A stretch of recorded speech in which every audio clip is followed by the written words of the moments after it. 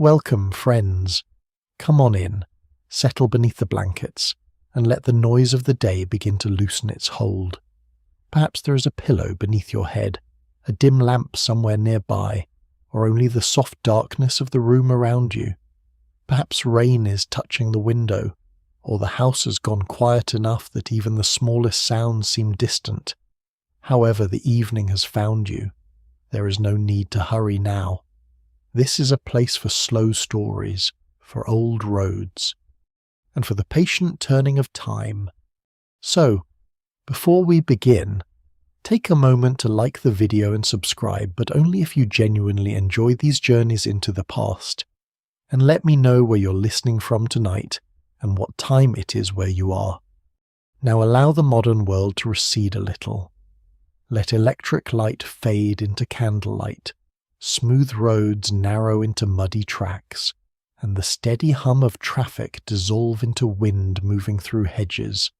Tonight, we are stepping back into medieval Europe, into a world of villages gathered close beneath church towers, of monasteries ringing their bells before dawn, of manor houses behind timber gates, and of long roads stretching between places where safety could never be taken for granted. The story begins not with an attack, a storm, or some sudden cry in the dark, but with a doorway. It is early morning. The village is only beginning to wake. Smoke rises weakly from a few roofs. A cock calls somewhere behind a fence. Damp straw clings to the lane, and the bell from the stone church sounds through the mist. Inside one small house, a traveller prepares to leave. He may be a merchant carrying cloth, a pilgrim bound for a shrine, a messenger serving a lord, or simply a farmer travelling to a market several days away. His name does not matter as much as the feeling he shares with countless others. Before he steps beyond the last cottages, he knows that the world outside the village is less certain than the world within it. Preparation begins with ordinary things. A wool cloak is checked for tears. A leather purse is tied beneath the tunic rather than displayed at the belt. Bread is wrapped in cloth. A little hard cheese, perhaps an onion, and a flask of weak ale are placed in a satchel. Wealthier travellers might carry smoked meat or dried fish, but most relied on food that was plain, heavy, and slow to spoil. No one can quite agree how consistently travellers planned for hunger, because surviving accounts describe both careful preparation and remarkable carelessness. Human nature, it seems, was no more orderly in the Middle Ages than it is now. The traveller may also carry a small knife, useful for cutting bread, trimming rope, cleaning mud from a boot, and defending himself if absolutely necessary. It is not a weapon of heroic design. It is simply one of the common tools of daily life. Beside it may hang a wooden spoon, because inns and households did not always provide one, and a cup made from horn or wood. Such objects were modest, but on a long road they mattered.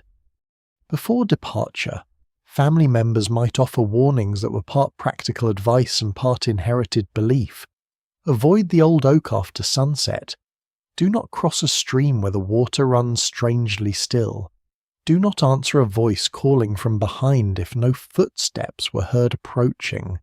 A sprig of rowan, a scrap of written prayer, or a small lead badge bearing the image of a saint might be tucked into the traveller's clothing.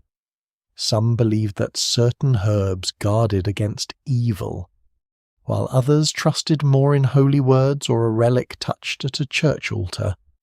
Historians continue to debate how deeply every traveller believed in such protections, but few would have considered them entirely foolish. The road was too uncertain, and certainty of any kind was precious. Within the village, danger had limits. The Lord Steward knew the households, the priest knew the dead, the married, and the newly born. Neighbours noticed strangers. Market tolls, manor customs, and church obligations formed a web of order, imperfect but familiar. Even the uneven lane between houses belonged to a place where names were known. Beyond the fields, that web grew thinner. The last cottages stood near gardens fenced with woven hazel. Chickens scratched beneath carts. A woman carried water from a shallow well. Somewhere, pottage simmered over a morning fire, thick with oats, peas, or whatever roots had survived the season. Stone houses were rare in many villages, but the church might rise above the timber roofs, its walls pale in the early light. Rushes covered some indoor floors, though they could become damp and foul if not changed. Wooden stools, trestle tables, wool blankets, and soot-dark rafters made up the private world the traveller was leaving behind. He might pause near the roadside cross at the village edge. Such crosses marked boundaries, remembered the dead, guided travellers, and offered a place for brief prayer. Some were carved from stone, others were simple wood, weathered grey by rain. A traveller might touch the cross, bow his head, or whisper the name of a saint associated with journeys. St. Christopher later became especially familiar as a protector of travellers, though devotion varied widely by region and century. Some chroniclers claim that seeing his image early in the day could guard a person from sudden death before nightfall. Whether most people truly believed this promise literally remains uncertain, but the comfort of the image would have been real. Then came the moment of departure. The village lane narrowed between hedges, past a small strip of common pasture, and opened toward fields divided into long ridges. In winter, the earth was dark and heavy. In spring, it held standing water. In summer, dust clung to the feet. The road was rarely a road in the modern sense.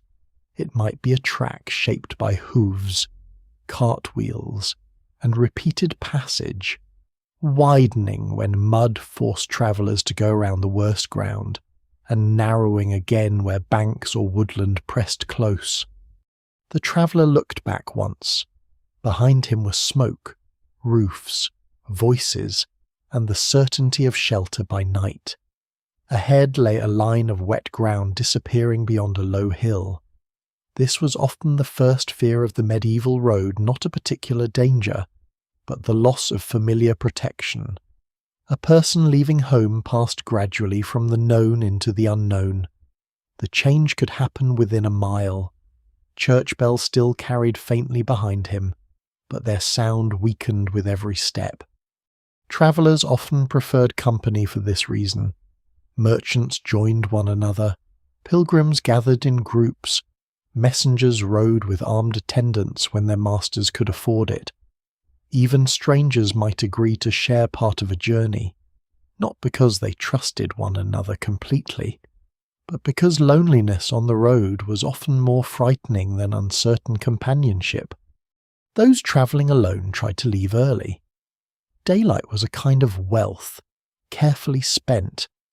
A late departure might mean reaching a river after the ferry had stopped, arriving at a town after its gates were shut, or searching for shelter beneath trees while darkness settled.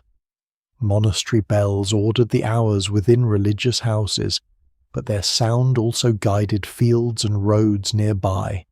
Prime, terce, sext, nun, vespers, and Compline divided the day for monks. Though ordinary travellers did not always name every hour so precisely, they judged time by the sun, by hunger, by shadows, and by bells when bells could be heard. As the morning advanced, the village disappeared behind the hill. The traveller entered open country where winter stubble bent beneath the breeze. Rooks moved across the sky. A manor house stood in the distance, enclosed by earthworks and a timber fence. Smoke rose from its kitchens. Somewhere within, servants were sweeping rushes, carrying logs, setting trenchers on a board, and preparing the household's first substantial meal. Yet the road did not lead there. Hospitality could not be assumed, especially for the poor. A traveller might be turned away from a manor gate or questioned closely by a porter. Monasteries were known for charity, but they too had rules, limited food, and suspicion of wanderers who appeared healthy enough to work. The obligation to shelter strangers was praised in Christian teaching, though practice depended on circumstance. By midday, the traveller was truly beyond home. Mud thickened around his shoes, the strap of the satchel pressed into his shoulder. He ate a little bread beside a hedge and drank sparingly, because he did not know when clean water would appear. A wayside shrine stood nearby, little more than a niche with a worn holy figure inside. Someone had placed dried flowers at its base. Someone else had left a bent coin. The wind moved across the empty fields, carrying no voices now. Behind the clouds, the sun was pale, far away. A bell sounded once, then again, softened by distance until it seemed less like metal and more like memory. The traveller rose, brushed crumbs from his cloak, and continued toward the road ahead, where the first uncertainty was already waiting, not who might be hiding there, but whether the path itself would lead where he hoped. The path continued beyond the shrine as two pale ruts pressed into the wet earth. For a little while, the direction seemed obvious. The ground sloped gently toward a distant ridge, and the marks of cartwheels showed that others had passed that way recently. Yet certainty on a medieval road was often temporary. A track might divide around a marsh, bend toward a farm, disappear beneath grass, or become one of several nearly identical ways leading toward entirely different villages. Most travellers carried no map. The carefully drawn charts kept in monasteries, royal households, and the libraries of wealthy scholars were rarely intended to guide an ordinary person from one market town to another. Many represented the world through sacred history rather than measured geography. Jerusalem might stand at the centre, distant kingdoms at the edges, and seas or mountains appear according to tradition more than scale. Such maps offered meaning. But they would not tell a tired traveller which muddy turning led to the nearest bridge. Practical knowledge lived instead in memory, conversation, and repeated experience. A merchant who travelled the same route each season remembered the shape of hills, the position of churches, and the places where tolls were collected. A pilgrim listened for descriptions passed from one traveller to another. A messenger might carry a written itinerary listing towns, abbeys, river crossings, and the number of days expected between them. No one can quite agree how accurately these distances were judged, because a day's journey changed with weather, health, baggage, and the condition of the road. Distance was often described not in miles alone, but in time. A village might be half a day beyond the ford, or a town might lie 2 long stages past the monastery. Directions depended upon landmarks that seemed clear to those who knew them: the split oak, the ruined chapel, the hill shaped like a sleeping ox, or the place where 3 streams met beneath willows. To a stranger, such guidance could be less helpful.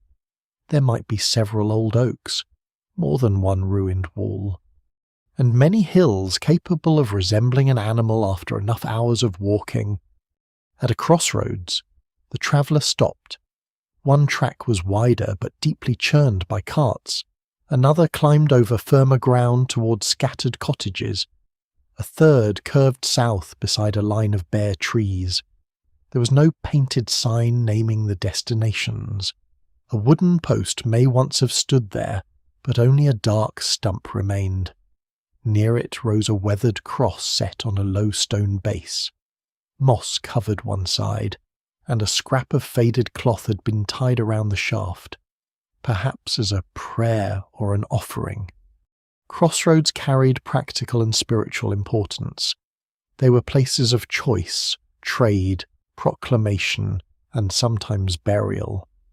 In certain regions, people believed uneasy spirits wandered where roads met because no single direction belonged to them.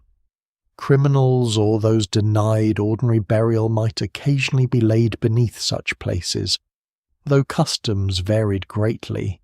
Some travellers made the sign of the cross before choosing a path, not merely from fear, but because a wrong turning could cost an entire day. The traveller studied the mud. Hoofprints marked the widest road, though it was impossible to know whether they were fresh. A broken length of straw lay pressed into one rut. Sheep droppings dotted the climbing track. The southern way carried the faint print of narrow cartwheels. Reading the road was a quiet skill. Farmers knew which marks belonged to local traffic. Carters judged whether wheels had passed before or after the last rain. Pilgrims watched for footprints, discarded food, ashes, or scraps of wax near shrines. A man working beyond a nearby hedge eventually appeared, cutting dead growth with a hooked bill. His tunic was patched at the elbow, and his boots were dark with soil. The traveller asked for the road toward the next market town. The answer came in familiar landmarks. Follow the broad track until the ash tree. Turn where the chapel roof becomes visible. Keep the stream on the left, and do not take the lane beside the abandoned mill. Such instructions sounded simple while they were spoken. An hour later, they became uncertain. Was the twisted tree ahead an ash, or had the speaker meant one farther on? Was the roof glimpsed through mist a chapel or a barn? The stream vanished behind reeds, then reappeared on the opposite side after the road curved. Medieval directions depended on attention, and tired attention was easily deceived. The road itself offered few promises. Lords, towns, monasteries, and villages maintained routes unevenly. Some repaired bridges or required tenants to work on important stretches. Others allowed mud, stones, and broken drainage to worsen until carts created new tracks beside the old ones. A road could therefore spread across a field in several parallel lines, each abandoned when the ruts became too deep. The traveller chose the driest ground, stepping carefully where water shone beneath thin grass. His shoes were made from leather and offered little protection against lasting damp. Wealthier riders had boots, spare garments, and servants to manage baggage. But many people travelled with only what they could carry. Wet feet developed blisters. Blisters broke. A small wound could become dangerous if dirt entered it. Some rubbed feet with animal fat, wrapped them in cloth, or placed soft wool inside their shoes. Whether these remedies worked well is uncertain, but warmth and dryness were valued whenever they could be found. By afternoon, clouds lowered over the ridge. The road passed between ploughed strips where peasants had left neat piles of stones gathered from the soil. A boy watched geese near a ditch. Farther away, smoke rose from a cluster of houses, though the traveller could not tell whether they belonged to the village named in his directions. He entered the settlement hoping for clearer guidance. Its lane was narrow, edged by timber walls and small gardens. A woman poured grey washing water onto the ground. In an open doorway, an old man repaired a wooden rake beside a pot of pottage steaming over the fire. The smell of onions and barley briefly filled the cold air. The traveller asked again for the market road. This time, two villagers disagreed. One insisted that the lower path was shorter. Another warned that recent rain had flooded it and recommended the route past the church. A third voice, speaking from inside the house, claimed both were foolish and that the old causeway remained best. Those who recorded journeys rarely described such ordinary confusion yet it must have been common. Local knowledge was valuable, but local people did not always agree. The traveller chose the road past the church. Its small bell sounded as he crossed the churchyard, marking an hour he could not afford to waste. Graves lay beneath uneven grass, and the stone wall held the warmth of no sun. Beyond the gate, the path narrowed again and climbed toward open fields. Soon the village sounds faded. Mist gathered in the hollows, softening hedges and swallowing distant roofs. The road ahead was visible for only a short distance before it dissolved into grey air. Every few moments, the traveller looked back, fixing the shape of the church tower in memory in case he needed to return. There were no milestones to reassure him, no reliable signs, and no certainty that the next turning would be marked at all. The road was not merely ground beneath his feet. It was a long act of interpretation, shaped by rumour, weather, memory, and trust. As evening light began to thin, he followed the faint ruts over the ridge, listening for a bell that might reveal the location of the next village. For a time, there was only wind moving through winter grass, and the quiet sound of his own footsteps pressing deeper into mud. The mist thickened as the road descended from the ridge and entered the first line of trees. At the edge of the forest, the track remained broad enough for a cart, though branches leaned inward from both sides, dark with moisture. Beyond them, trunks stood close together, oak, beech, ash, and scattered pine, their roots pressing through the soil like old knuckles beneath a blanket. The traveller paused before crossing beneath the branches. Behind him, the open fields still held a little evening light. Ahead, the road seemed to narrow into shadow. Forests occupied a complicated place in medieval life. They provided timber for houses, fuel for hearths, bark for tanning leather, nuts for swine, herbs for remedies, and fallen branches for those permitted to gather them. Yet many woodlands were also governed by strict rights. A royal forest was not simply a place covered in trees. It was land protected by special laws concerning hunting and game.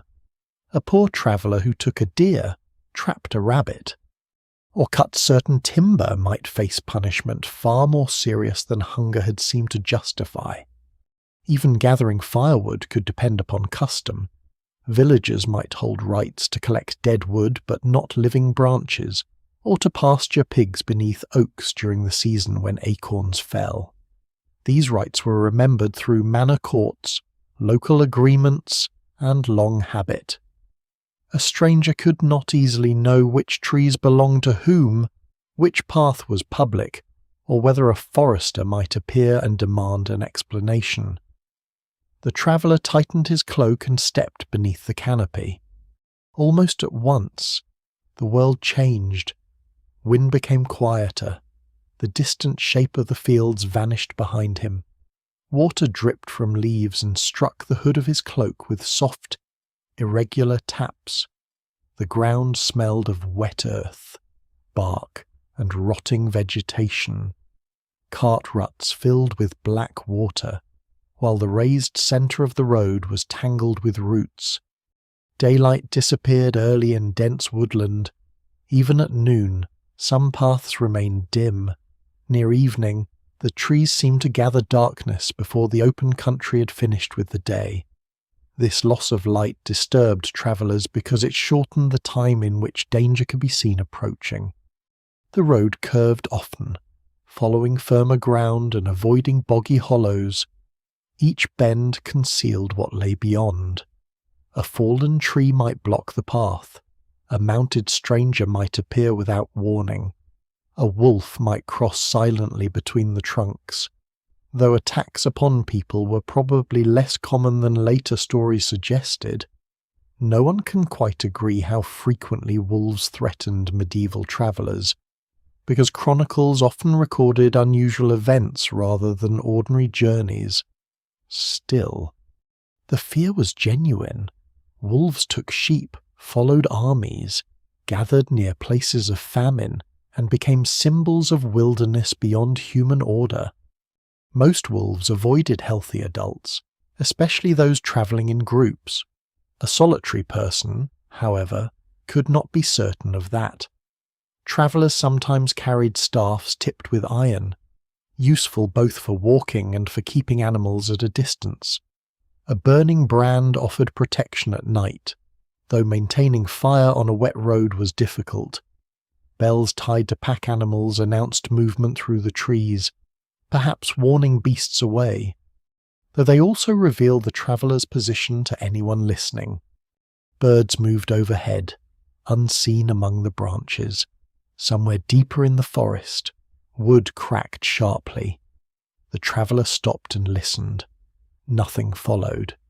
It may have been a falling branch, a deer stepping through undergrowth, or another person leaving the road to avoid being noticed. The uncertainty mattered more than the sound itself. On open ground, the eye could search the horizon. In the forest, imagination worked where sight failed.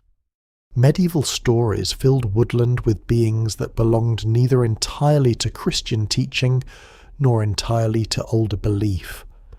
Some spoke of wild men covered in hair, wandering spirits, fair folk, or voices that led travellers away from the proper road. Priests warned against charms and superstitions, yet many people continue to carry them. A traveller might keep a piece of bread blessed on a holy day, a written prayer folded inside leather, or a small cross of rowan wood. Rowan was believed in some regions to guard against evil, though the strength and spread of that belief remain uncertain. Hawthorn, too, carried associations with unseen forces and was sometimes treated cautiously. People could be practical and devout while still respecting older fears. A man might trust in God, wear a saint's badge, and avoid sleeping beneath a particular tree. Seeing no contradiction between the three, the traveller noticed a bundle of twigs tied to a low branch beside the road. A strip of wool hung from it, faded by rain. It may have marked a boundary, remembered a death, or served as a private offering. Those who passed would not always know. Such small objects could make a lonely place feel watched by absent hands. The track soon divided. One branch continued downhill through dense hazel. The other rose along a stony bank.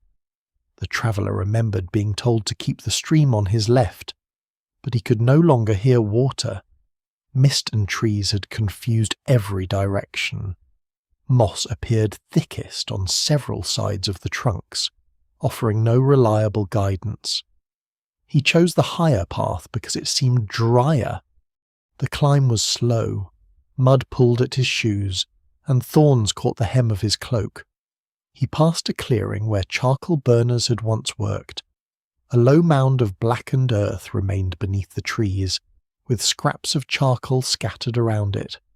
Charcoal burners lived for periods within forests, tending carefully covered piles of wood that smouldered for days. Their work supplied fuel for smiths and households, and their temporary huts could offer news or shelter. Yet this clearing was empty. A rough shelter of poles stood nearby, its roof partly collapsed. Damp bracken covered the floor. The traveller considered resting there, but darkness had not fully arrived, and stopping too early might leave him far from safer shelter. He ate a small piece of cheese while walking, though it had become hard in the cold. His bread was damp at the edges where rain had reached the wrapping cloth. Food carried its own quiet comfort. A mouthful of coarse bread, the taste of onion, or a swallow of weak ale connected the traveller to kitchens and hearths left behind. In village houses, evening pottage would now be thickening over fires. Rushlights made from dried pith dipped in fat might be burning beside worn wooden tables. Doors would be barred, animals settled, and blankets drawn close against the night. Here. Only the forest marked the passing hour. The path descended again, and the trees grew larger, their branches met overhead, turning the remaining sky into narrow strips of grey. The traveller found hoofprints in the mud. Some were old and softened by rain, others appeared sharper. He could not tell whether they belonged to a merchant's horse, a lord's servant, a forester, or someone who preferred not to be met. A branch moved beside the road. The traveller gripped his staff. A deer stepped from the bracken, stood still for a moment, then vanished between the trunks with scarcely a sound. The traveller continued, breathing slowly until the forest became quiet again. There was no shame in fear on an empty road. Fear sharpened attention, preserved food, hurried steps, and encouraged travellers to seek company. It became dangerous only when it turned every tree into an enemy. Far ahead, a faint light appeared and disappeared between the trunks. It might have been a fire, the last reflection of the sky, or the lantern of another traveller. The road curved toward it, descending over stones made slick by moss. Night settled beneath the branches. Rain began softly, whispering through leaves before reaching the ground. The traveller moved on beneath the dark canopy, listening to water, distant birds, and the occasional groan of timber shifting in the wind. Somewhere beyond the forest, there might be a village bell, an abbey wall, or a watchfire beside a gate. Yet among the trees the road offered no proof that safety was near. It gave only the next bend, the next uncertain shadow, and the narrow strip of earth disappearing quietly into darkness. The faint light between the trees proved to be a fire, though not the welcoming glow of an inn or monastery gate. It burned in a shallow hollow beside the road, partly hidden behind a fallen oak. 3 men sat near it beneath a rough shelter of branches. Their cloaks were dark with rain, and one horse stood tethered nearby, its saddle covered by a wool blanket. The traveller saw them before they noticed him. For a few moments, he remained still beneath the trees, uncertain whether to continue or quietly turn back.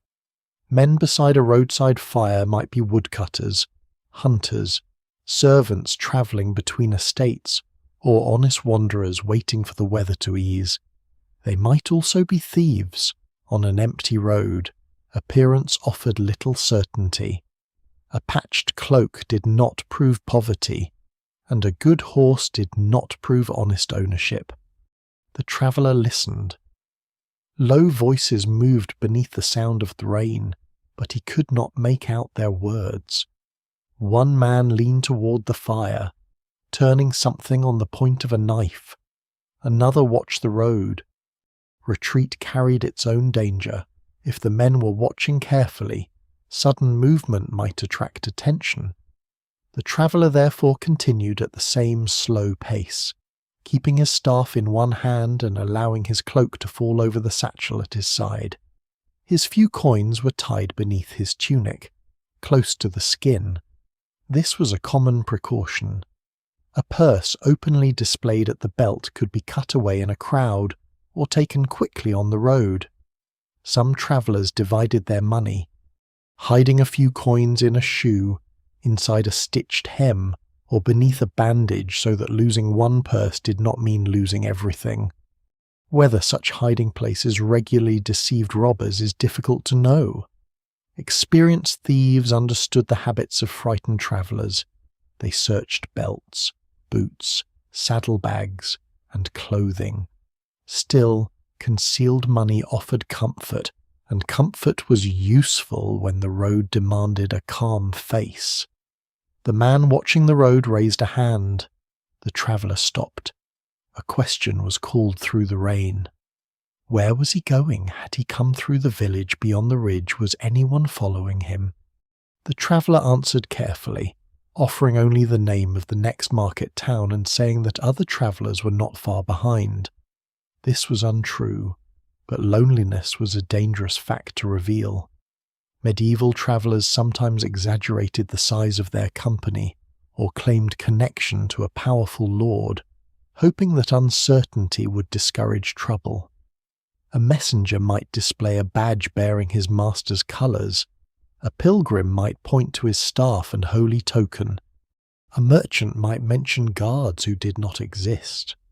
The men beside the fire did not rise. One laughed softly, though there was no warmth in it. Another asked whether the traveller carried news of soldiers on the road. Bands of armed men were not always ordinary criminals.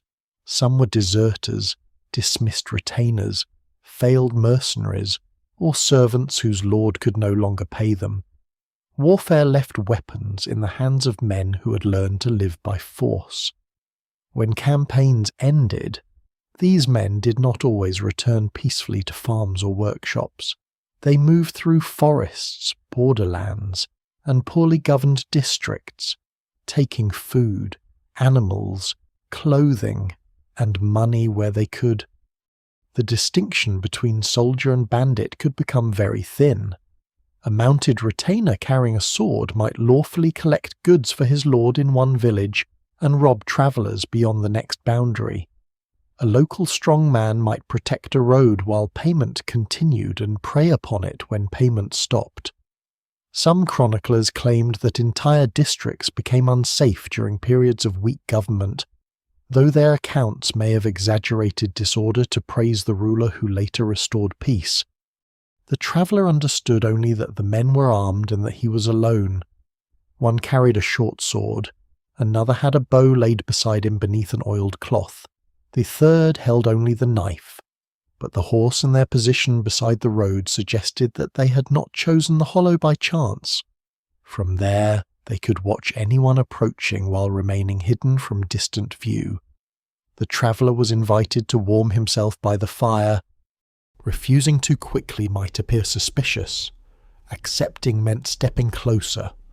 He approached, though he remained standing. Smoke drifted beneath the shelter and caught in his throat. A small bird roasted over the flames, perhaps legally taken, perhaps not. Beside it sat a clay cup, a heel of bread, and a leather flask. The ordinary sight of food made the scene more unsettling, not less. Dangerous men still ate, complained about rain, dried their socks, and argued over the best way to mend a strap. One of them offered ale. The traveller thanked him but said he'd already drunk. Accepting food or drink could create a sense of obligation, and travellers were cautious about anything offered by strangers. Stories circulated of drugged ale, poisoned meat, or sleeping powders used by dishonest innkeepers and thieves.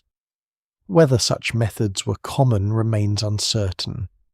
Most robberies required no rare poison when intimidation and numbers worked perfectly well. The man with the sword looked at the traveller's staff, then at his shoes. "You have walked far," he observed. The traveller said that he had left the previous village only recently. The men exchanged glances. They knew the distance well enough to recognize the lie. Rain tapped steadily on the branch roof. Water ran along the fallen oak and gathered in bright drops before falling into the fire. Each drop hissed briefly, and the sound seemed unusually clear. The traveller remembered advice given by an older merchant years before. If stopped, remain respectful. Do not stare at weapons. Do not boast. Do not appear so frightened that greed becomes easy. Most importantly, surrender property before surrendering life.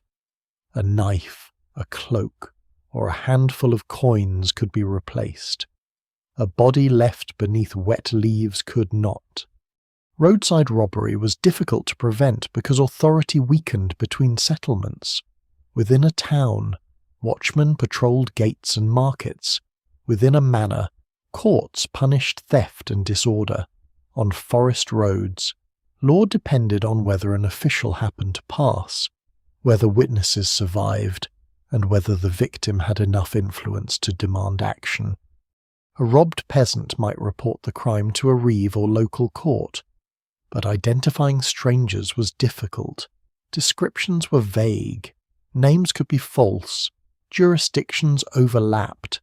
One lord might pursue thieves only as far as his boundary, while the neighbouring lord showed little interest. Rewards, oaths, and collective responsibility sometimes encouraged communities to capture criminals, yet isolated travellers remained vulnerable.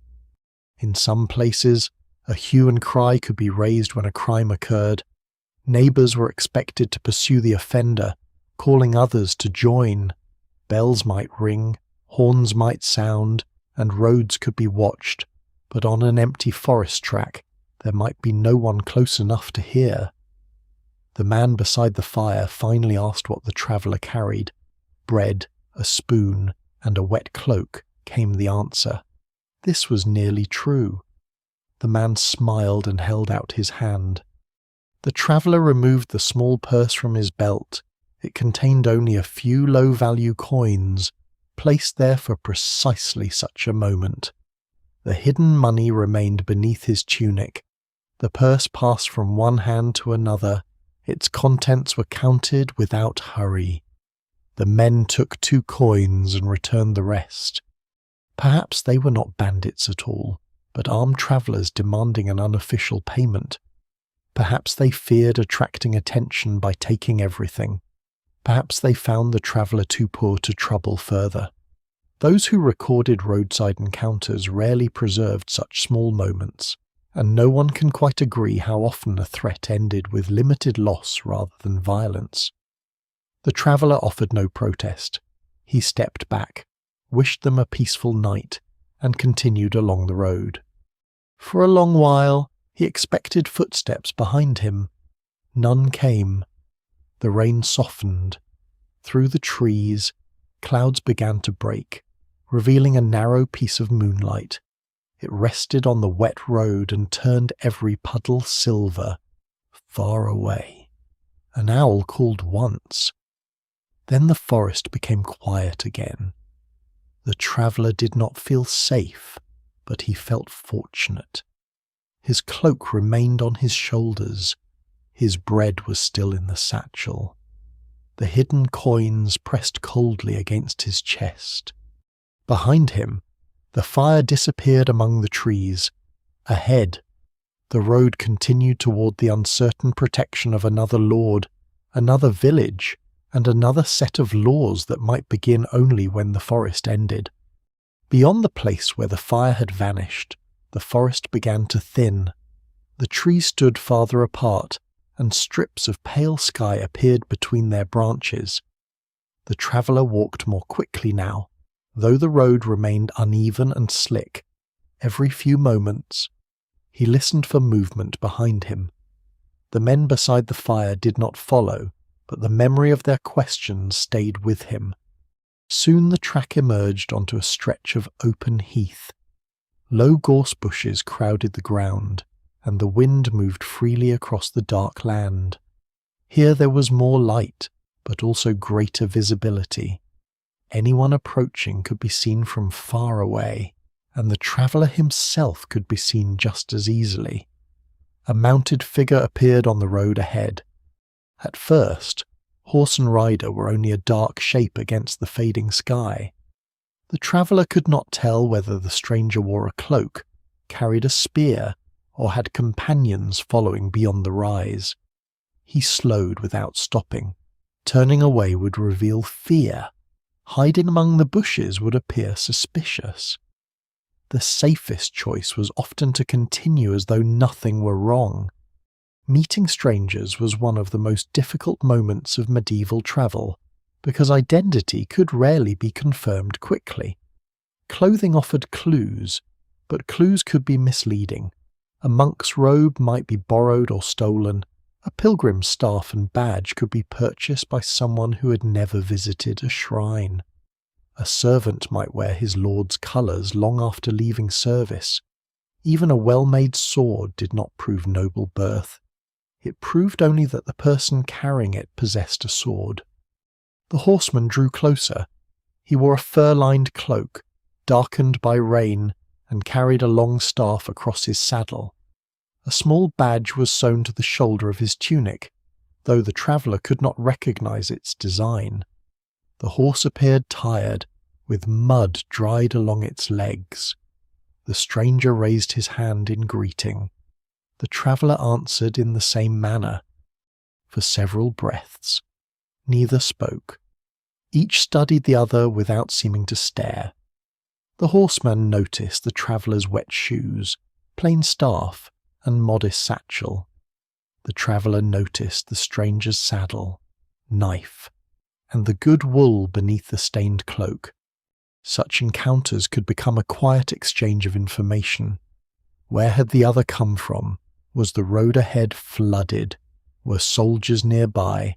Had the town gates closed? Was the bridge still standing? A stranger could be dangerous, but he could also carry the knowledge needed to survive the next few miles. The horseman asked whether the forest road was clear. The traveller replied that several men had made a fire beside the track. He did not call them robbers. Accusing unknown men could create trouble if the rider happened to know them. Medieval speech on the road often remained cautious, shaped by uncertainty and the possibility that every stranger belonged to some local household, lord, or armed company. The horseman frowned and advised the traveller to avoid a second path near an old quarry. 2 men had been seen there earlier, he said, pretending to repair a broken cart. Whether this warning was truthful could not be known. A false warning might steer a traveller toward danger just as easily as a true one might guide him away from it. No one can quite agree how often travellers use such tricks, because most ordinary deceptions were never written down. Yet legal records, sermons, and tales all suggest a widespread fear of disguise. Thieves dressed as pilgrims, beggars feigned injury, deserters claimed to be royal messengers. Men approached gates with invented stories of illness or loss. Suspicion became a form of protection, though too much suspicion could leave a traveller without help. The horseman continued toward the forest, and the traveller watched until he disappeared among the trees. Not long afterward, 3 figures appeared beside the road. They walked in single file, an older woman carrying a bundle, a young man with a staff, and a smaller figure wrapped in a hooded cloak. Their pace was slow. The traveller wondered whether they were a family, servants returning from market, or wanderers hoping to join anyone who looked less vulnerable than they did. As they approached, the older woman asked whether he knew of shelter ahead. Her face was lined with cold, and her shoes were bound with strips of cloth. The young man carried no visible weapon beyond his staff. The hooded figure coughed softly. The traveller told them of a village said to lie beyond the heath, though he had not yet seen it. They asked whether they might walk with him for a while. Company offered safety, but it also created new risks. A traveller joining strangers might awaken without his purse, cloak, or shoes. In crowded inns, thieves sometimes befriended those who appeared prosperous, sharing ale and conversation before stealing from them during the night.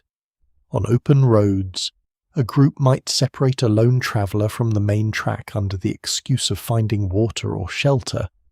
Yet refusing harmless people carried its own moral weight. Christian teaching praised assistance to strangers, pilgrims, widows, and the poor. Monastic houses offered hospitality partly because every unknown guest might represent Christ in disguise. The idea was beautiful, though daily caution often complicated it. The traveller agreed that they could continue together. Their conversation remained simple. The woman came from a village 2 days away. The young man was her sister's son. The hooded figure was her daughter, feverish after sleeping in a damp barn. They were travelling toward relatives near a market town. This account might have been entirely true.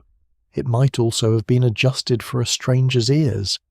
Medieval people guarded personal details when travelling, especially when family, money, or property were involved. The woman carried a small charm sewn into a linen pouch. She said it contained dried vervain and a scrap of prayer copied by a clerk. Vervain was associated in some traditions with healing and protection, and herbalists used it for several complaints. Whether such a charm held religious meaning, folk belief, or simple hope depended on the person carrying it. Learned physicians might have dismissed some uses while accepting others. Village healers combined herbs, prayers, warmth, diet. An experience without always separating the natural from the sacred. The feverish daughter was given a little ale mixed with honey. Honey was valued for wounds, sore throats, and weakness, though access to it varied. The traveller offered a piece of bread, and the woman accepted only half. Sharing food created trust, but no one emptied a satchel for strangers when the next meal remained uncertain. As they crossed the heath, more figures appeared in the distance. 2 men drove a small group of pigs along a side path. A barefoot friar walked alone, his robe stained at the hem.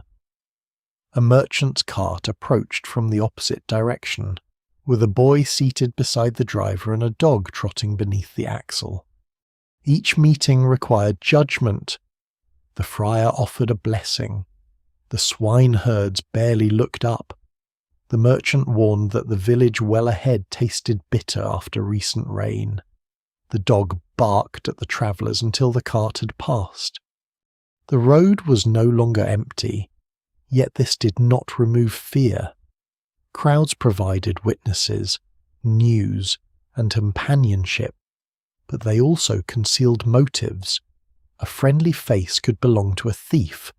A rough voice could belong to an honest labourer. A beggar might be truly hungry, or might be watching for purses. A soldier might protect the road or close it. As darkness deepened, the travellers began to hear a bell beyond the heath. It sounded faintly at first, then clearer as the road descended. The older woman crossed herself. The young man adjusted the bundle on his shoulder.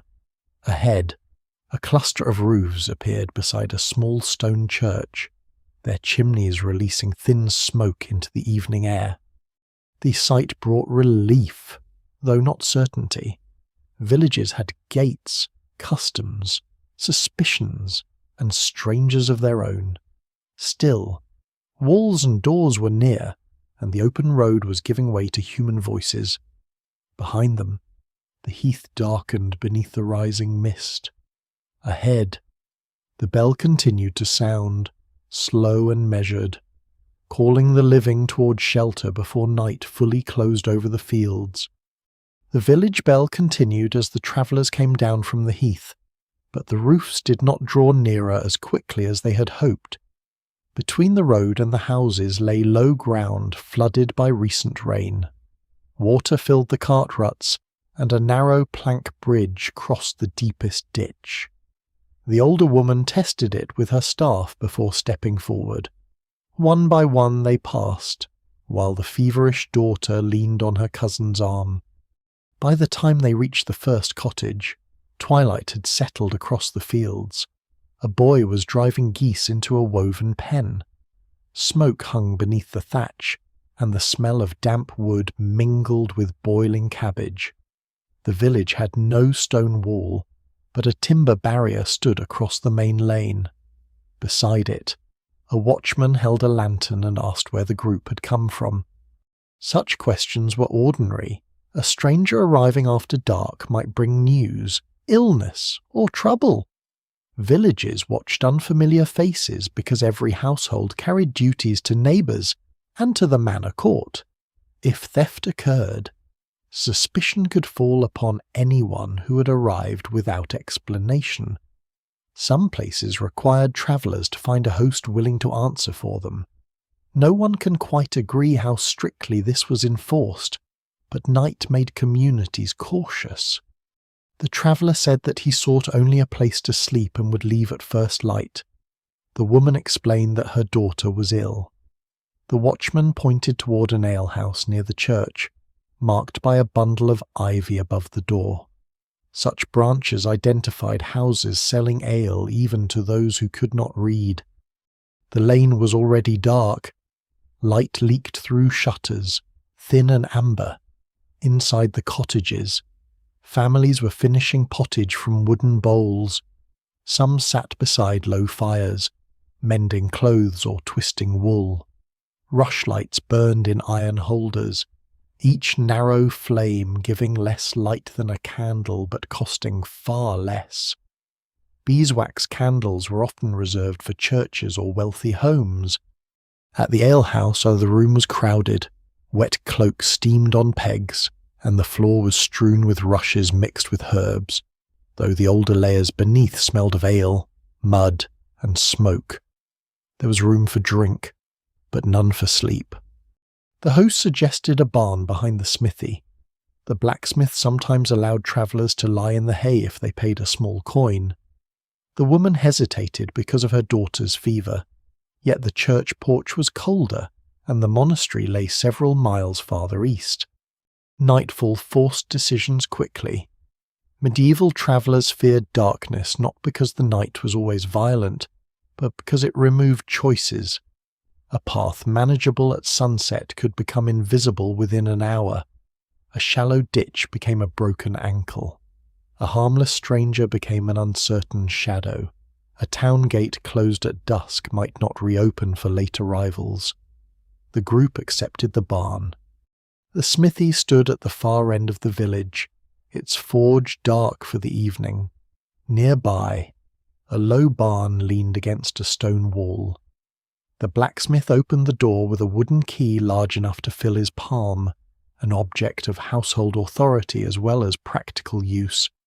Inside, the barn smelled of hay, horse sweat, and old leather. 2 oxen shifted behind a partition. A donkey raised its head, then returned to chewing. The blacksmith warned them not to use an open flame near the fodder. Fire was among the greatest dangers in any medieval settlement. A dropped rushlight could pass from barn to roof, and from one roof to the next. They settled beneath wool cloaks and shared what remained of their food. The traveller ate bread softened in ale. The older woman gave her daughter a warm drink made from water, honey, and sage borrowed from the alewife. Sage was used for sore throats and weakness, though its reputation often exceeded what it could truly cure. Some healers believed warmth restored balance to a chilled body. Others blamed fever on corrupted air or disturbed humours. Those who recorded such remedies never fully agreed. Outside, the bell sounded again, slower now, marking the approach of night prayer. Across the village, doors were barred with wooden beams. Dogs barked at late footsteps. Somewhere, a woman called a child indoors. Then the lane grew quiet. For travellers unable to find shelter, this hour carried a special dread. Those caught outside searched for protection from wind and dew. A hollow beneath a hedge, an abandoned kiln, a shepherd's hut, the porch of a chapel, or the sheltered side of a wall. Sleeping beneath trees seemed convenient, but dripping leaves and cold ground could make such rest dangerous. Damp clothing drew heat from the body. A traveller who fell deeply asleep in winter might not rise again. Some believed churchyards offered safety because consecrated ground discouraged harmful spirits. Others feared them because the dead lay close beneath the soil. A roadside chapel might be safer than open woodland, but not every chapel remained unlocked. Monasteries kept guest houses, yet their gates closed at appointed hours. The traveller listened to rain beginning on the barn roof. It came gently, each drop softened by thatch. The animals shifted in the dark. Hay beneath him was warm but prickled through his cloak. He placed his satchel under his head and looped its strap around one arm. Even among companions, caution survived. The older woman whispered a prayer over her daughter, while the young man slept near the door with his staff beside him. No one spoke of the road ahead. Night reduced the world to the barn, the rain, and the faint smell of smoke. Yet sleep came lightly. The traveller woke whenever the donkey moved or the wind pressed against the door. He imagined hands lifting the latch, but nothing happened. Near midnight, the rain eased. Moonlight slipped through a gap in the boards and lay across the hay in a narrow silver line. Far beyond the village, unseen roads rested beneath mist. Forest paths darkened. River crossings waited in silence. Travellers less fortunate huddled under hedges or walked on, hoping for a bell, a light, or an unlocked door. Inside the barn, the oxen breathed slowly, and the feverish woman finally slept. The traveller closed his eyes again, grateful for the roof above him and for the simple wooden door standing between his body and the long medieval night. Before dawn, the barn began to wake around them. The oxen shifted against their wooden partition. The donkey stamped once, and somewhere beneath the hay, a mouse rustled with the confidence of a creature that paid no lodging fee. The traveller opened his eyes to darkness, unsure for a moment where he was. Then the smell of animals, damp wool, and cold ashes returned the memory of the road. The older woman's daughter still slept, though her breathing seemed calmer.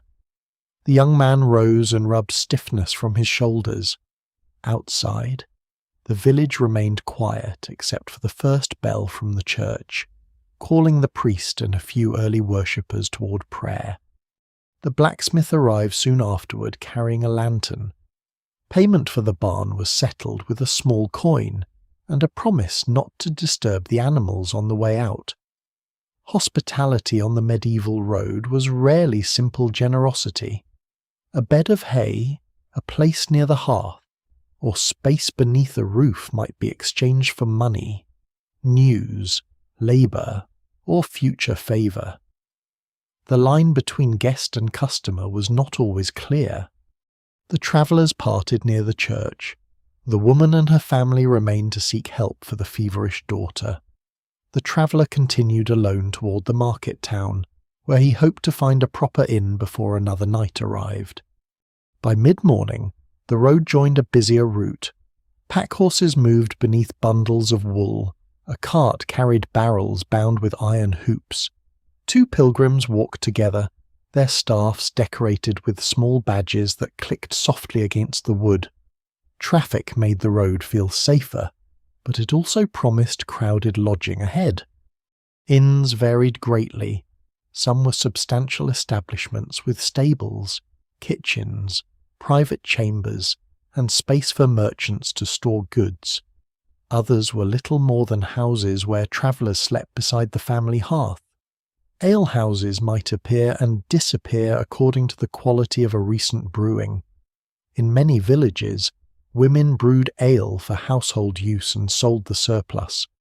Officials known as ale tasters sometimes judged its quality and measured whether cups and prices were fair, though enforcement differed from place to place.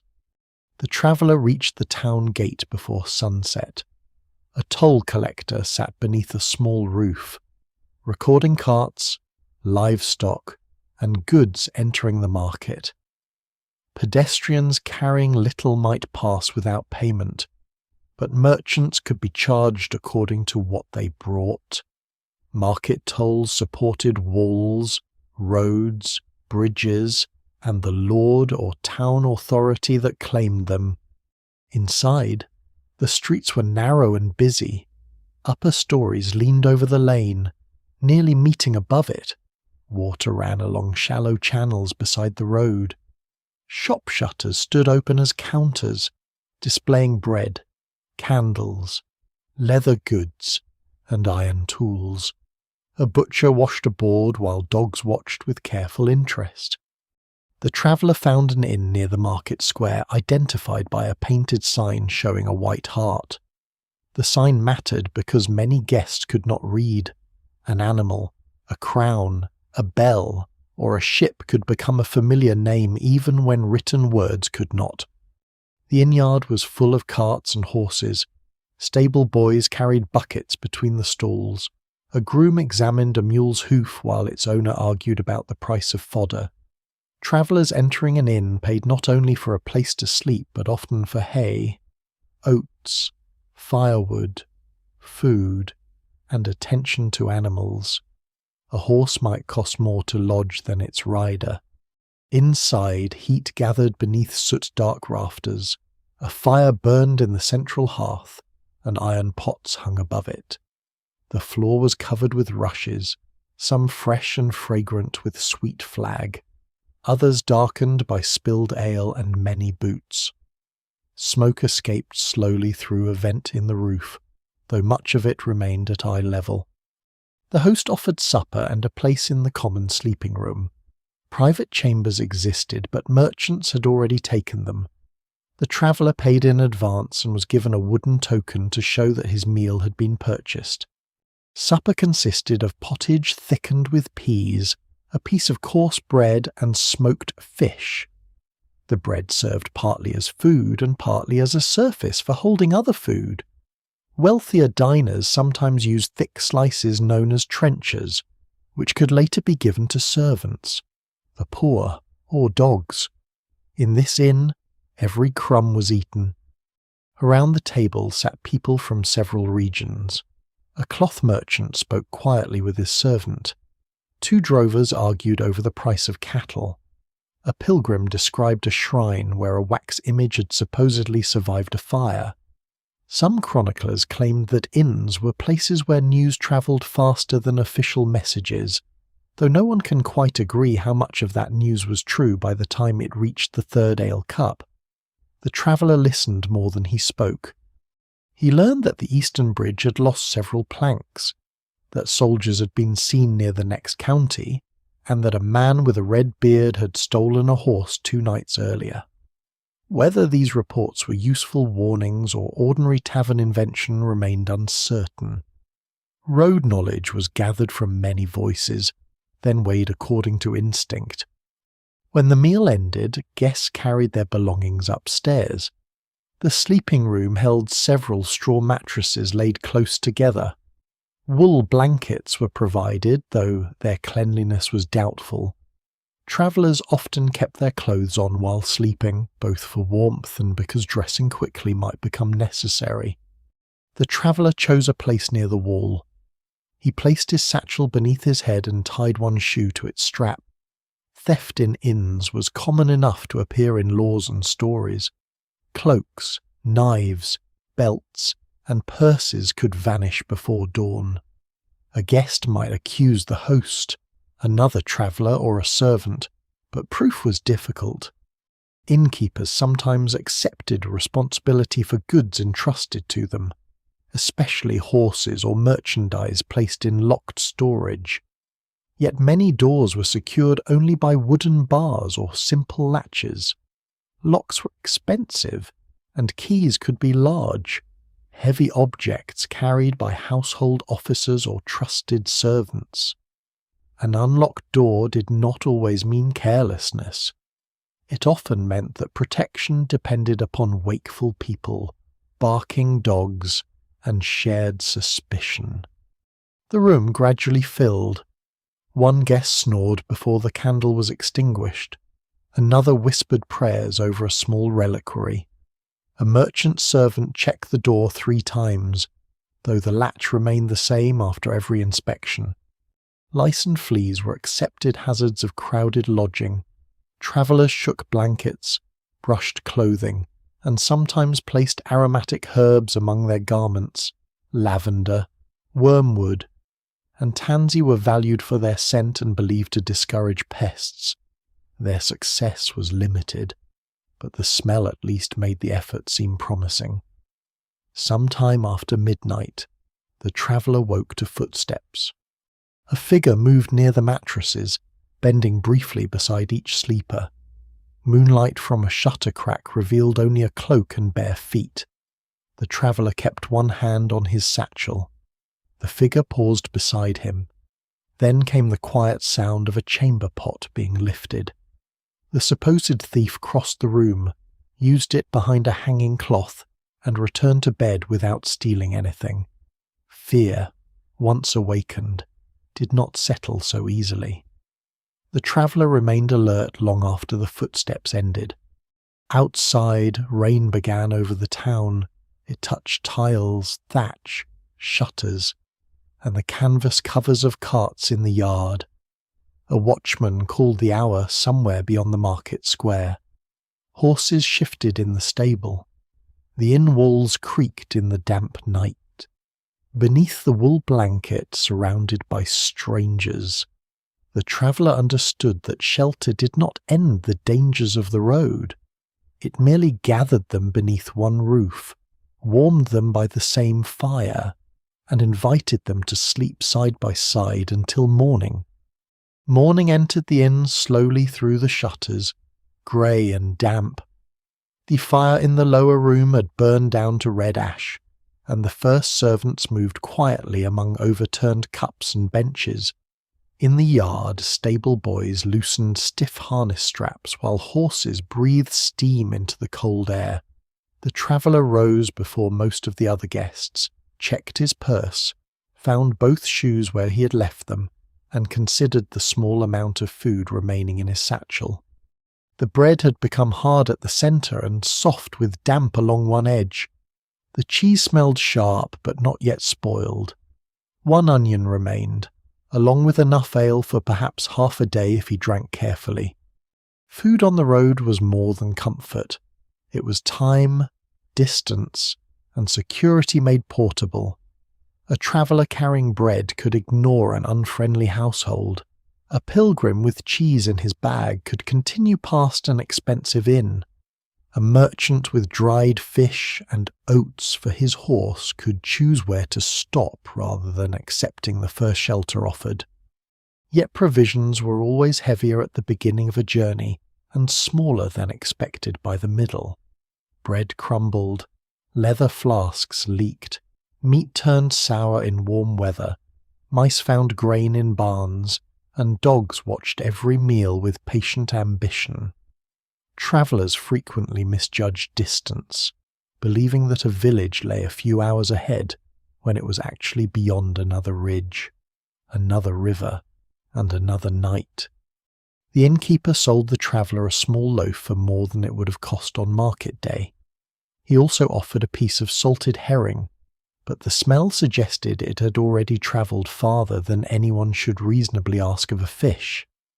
The traveller chose bread instead and filled his flask from a barrel of weak ale. Ale was often safer and more pleasant than uncertain water, though the old claim that medieval people never drank water is misleading. They drank from wells, springs, streams, rain barrels, and fountains whenever the source appeared clean. Towns protected some wells with covers and rules. Monasteries directed water through channels into kitchens, wash-houses, gardens, and infirmaries. The difficulty was not that all water was dangerous, but that a stranger could not easily judge which source had been fouled by animals, waste, tanning, or recent flooding. No one can quite agree how frequently contaminated water caused illness during ordinary travel, because sickness was rarely traced to a single source. People spoke of bad air, corrupted humours, divine judgment, seasonal weakness, or the harmful qualities of a particular place. Yet experience taught them caution. Water that smelled foul, stood without movement, or lay below a settlement was treated with suspicion.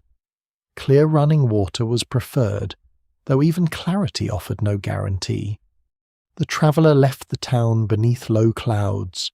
The market square was only beginning to stir. Bakers arranged dark loaves on wooden boards. A woman sold oatcakes from a basket lined with cloth. Near the gate, A cook ladled hot peas into bowls for labourers and drovers. The smell followed the traveller into the road, warm and rich enough to make his breakfast of cold bread seem especially poor. Beyond the town, the land opened into wide fields. The road passed strips of winter wheat, bare orchards, and sheepfolds enclosed by thorn hedges. At midday, the traveller stopped beside a boundary stone and divided his new loaf into portions. He ate only one, though hunger urged him toward a second. Rationing required quiet discipline. A traveller could not know whether the next village would sell food, whether an inn had already exhausted its stores, or whether local prices had risen after a poor harvest. In years of scarcity, bread became smaller, darker, and more expensive. Grain might be mixed with peas, beans, acorns, or other substitutes. Some chroniclers described famine breads containing roots, bark, or weeds. Though such accounts often emphasize suffering and may not represent ordinary meals. The traveller chewed slowly and drank a little ale. The wind had strengthened, carrying the smell of wet soil and wood smoke from distant houses.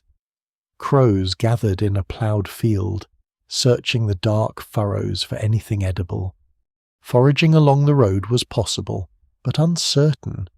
In summer, hedges offered blackberries, crabapples, sorrel, hazelnuts, and leaves familiar to those who knew them. Woods provided mushrooms, though mistaken identification could bring sickness or death. In autumn, travellers might gather fallen nuts where local custom allowed it. Winter offered far less. A few roots, dried berries, or stored crops remained, but taking them from fields or gardens could be treated as theft. Even begging required judgment. Pilgrims and the poor sometimes received bread at monastery gates or manor kitchens. Religious houses distributed leftovers on appointed days, and almsgiving was considered a Christian duty. Yet generosity depended upon supplies. A monastery crowded with travellers might offer only thin pottage or a small loaf divided among several hands. By afternoon, the traveller's flask was nearly empty. He passed a shallow pond where cattle had trampled the banks into mud. The water was brown and still. Beyond it, a narrow stream crossed beneath the road. Its current moved quickly over stones, but hoofprints crowded the edge. The traveller walked upstream until he found a place above the crossing, where the banks were less disturbed. Some travellers strained water through cloth to remove grit and insects. Others added wine or ale, believing the stronger drink improved it. Boiling was possible when time and fuel allowed, though a lone traveller rarely stopped to build a fire simply for water. Herbs such as mint or fennel might be added for taste or digestion. Vinegar was sometimes mixed with water, especially by those who believed its sharpness resisted corruption. The traveller filled his flask and waited for the silt to settle. He drank cautiously. The water was cold enough to ache in his teeth. Near evening, he reached a hamlet of 6 or 7 houses clustered around a mill stream. Smoke rose from the miller's roof, and the turning wheel made a slow wooden groan. The traveller asked whether food could be purchased. The miller's wife offered a bowl of oat pottage, a heel of yesterday's bread, and a cup of small ale in exchange for a coin. The pottage was thin, but it was hot. It contained a little leek, several grains of barley, and perhaps a trace of bacon fat. The traveller sat on a worn stool near the door while the household ate at a trestle table. A dried bunch of herbs hung from the rafters. Among them were rosemary, sage, and rue. Rue was used in remedies for stomach complaints, though too much could be harmful. Some believed it guarded against poison or sickness. Whether the miller's family trusted such claims fully was impossible to know. But a sprig had been placed near the milk vessels. The meal restored warmth more than strength. The traveller thanked the household and bought another small piece of bread. Before leaving, he was warned that the next stretch of road had no village for many miles. Outside, evening had settled blue and quiet over the fields. The mill wheel continued turning in the dark water.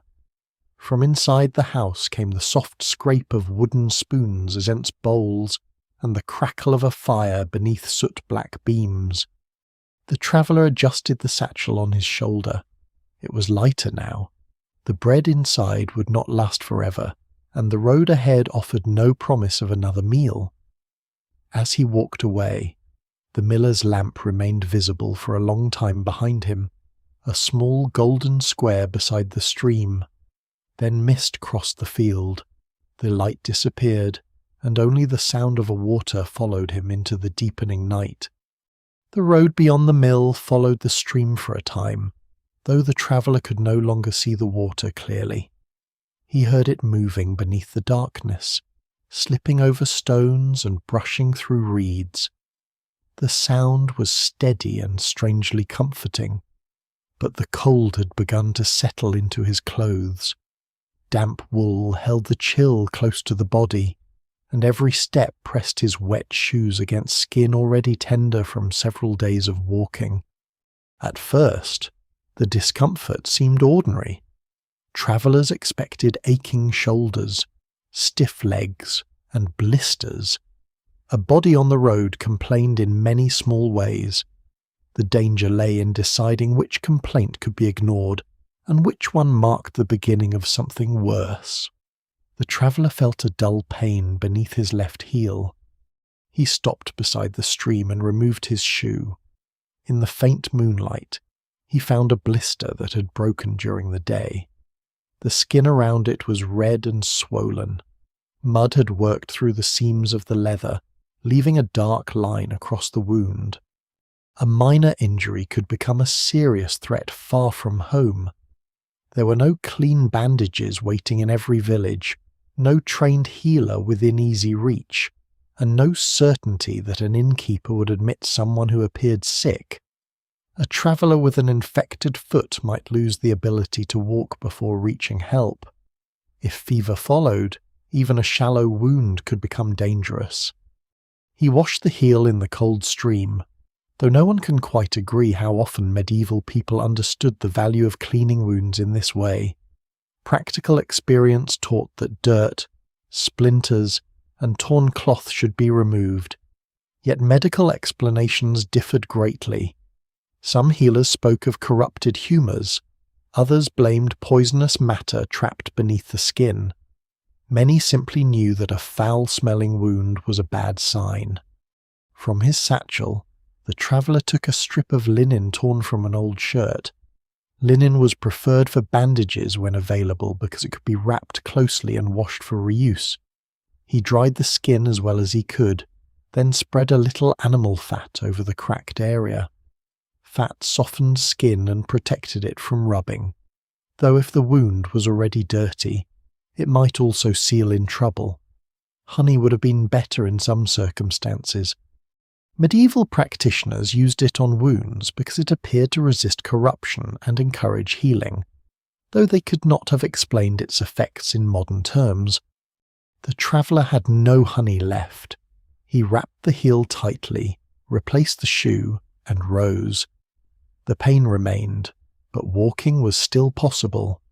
Before long, the stream turned away from the road. The land became quiet and empty. Low clouds covered the moon, and the traveller followed the pale track by touch as much as sight. He began to feel unusually tired. His hands seemed colder than they should have been, and a faint ache moved through his back. Perhaps it was only exhaustion. Perhaps the water he had drunk earlier had disagreed with him. Perhaps the long days of damp clothing and poor sleep were finally demanding payment. Those who recorded medieval illnesses rarely separated these causes with confidence. Fever, stomach pain, weakness, and chills could arise from spoiled food, contaminated water, infection, cold exposure, or diseases no traveller could name. The fear of sickness was sharpened by isolation. At home, family members could heat water, prepare pottage, change bedding, and summon a local healer. A monastery infirmary might offer herbs, broth, rest, and prayer. On the road, illness reduced every mile to a question. The traveller searched for shelter. A dark shape appeared beside the road, perhaps a shepherd's hut. Its roof sagged, but the door remained attached by leather hinges. Inside stood a rough bench, a pile of damp straw, and a small clay hearth blackened by old fires. There was no shepherd, no flock, and no sign that anyone had used the place recently. He gathered a few dry twigs from beneath the roof edge and struck flint against steel. The first sparks failed. His fingers had become clumsy. After several attempts, a little tinder caught, and he fed it slowly until a small flame began to breathe. Fire transformed the hut. The walls remained cracked, the straw remained damp, and a wind still entered beneath the door, but the flame gave the traveller a centre around which the night could gather. He removed his shoes, set them near the hearth, and examined the wounded heel again. The redness had not spread, though the skin throbbed. Travellers carried remedies according to means and habit. A wealthy household might send servants with prepared salves, dried herbs, wine, vinegar, and clean linen. Poorer people relied on whatever could be found or remembered. Plantain leaves were used on cuts and stings. Yarrow was associated with wounds and bleeding. Comfrey was valued for broken bones and bruises, though its old reputation as a knit bone did not make it a cure for every injury. The traveller found no herbs he trusted in the darkness. Instead, he warmed a little water in a clay cup left beside the hearth and crumbled bread into it. The result was barely a meal, but the heat eased the tightness in his stomach. He whispered a prayer to St. Roch, who later became associated with protection from plague, and to St. Julian, remembered in some places as a patron of travellers and hospitality. Devotion varied by century and region, and historians continue to debate how consistently such saints were invoked by ordinary people. Yet on a lonely road, prayer required no coin and no physician. During the night, chills came and went. The traveller wrapped himself in his cloak and lay on the bench with his feet near the embers. He dreamed of the miller's house, of hot pottage and rushlight shining beneath the rafters. He woke several times, unsure whether footsteps sounded outside or whether the wind was moving loose branches across the roof. By morning, the fever had not fully taken hold, but weakness remained. His mouth was dry. The wound looked no worse, though the heel resisted pressure. He ate the last soft part of his bread and saved the crust. The road waited beyond the hut, pale beneath a cold sky. A traveller who became too ill to continue might depend entirely upon strangers. Some villages turned sick wanderers away from fear of contagion. Others brought them to church porches, hospitals, leper houses, or religious foundations established for the poor. Medieval hospitals were not always places of medical treatment in the modern sense. Many offered shelter, food, washing, and prayer rather than skilled cures. Even so, a bed beneath a roof could decide whether a traveller lived. The traveller wrapped the heel again and used his staff to take some weight from the injured foot. Each step hurt, but movement slowly warmed his body.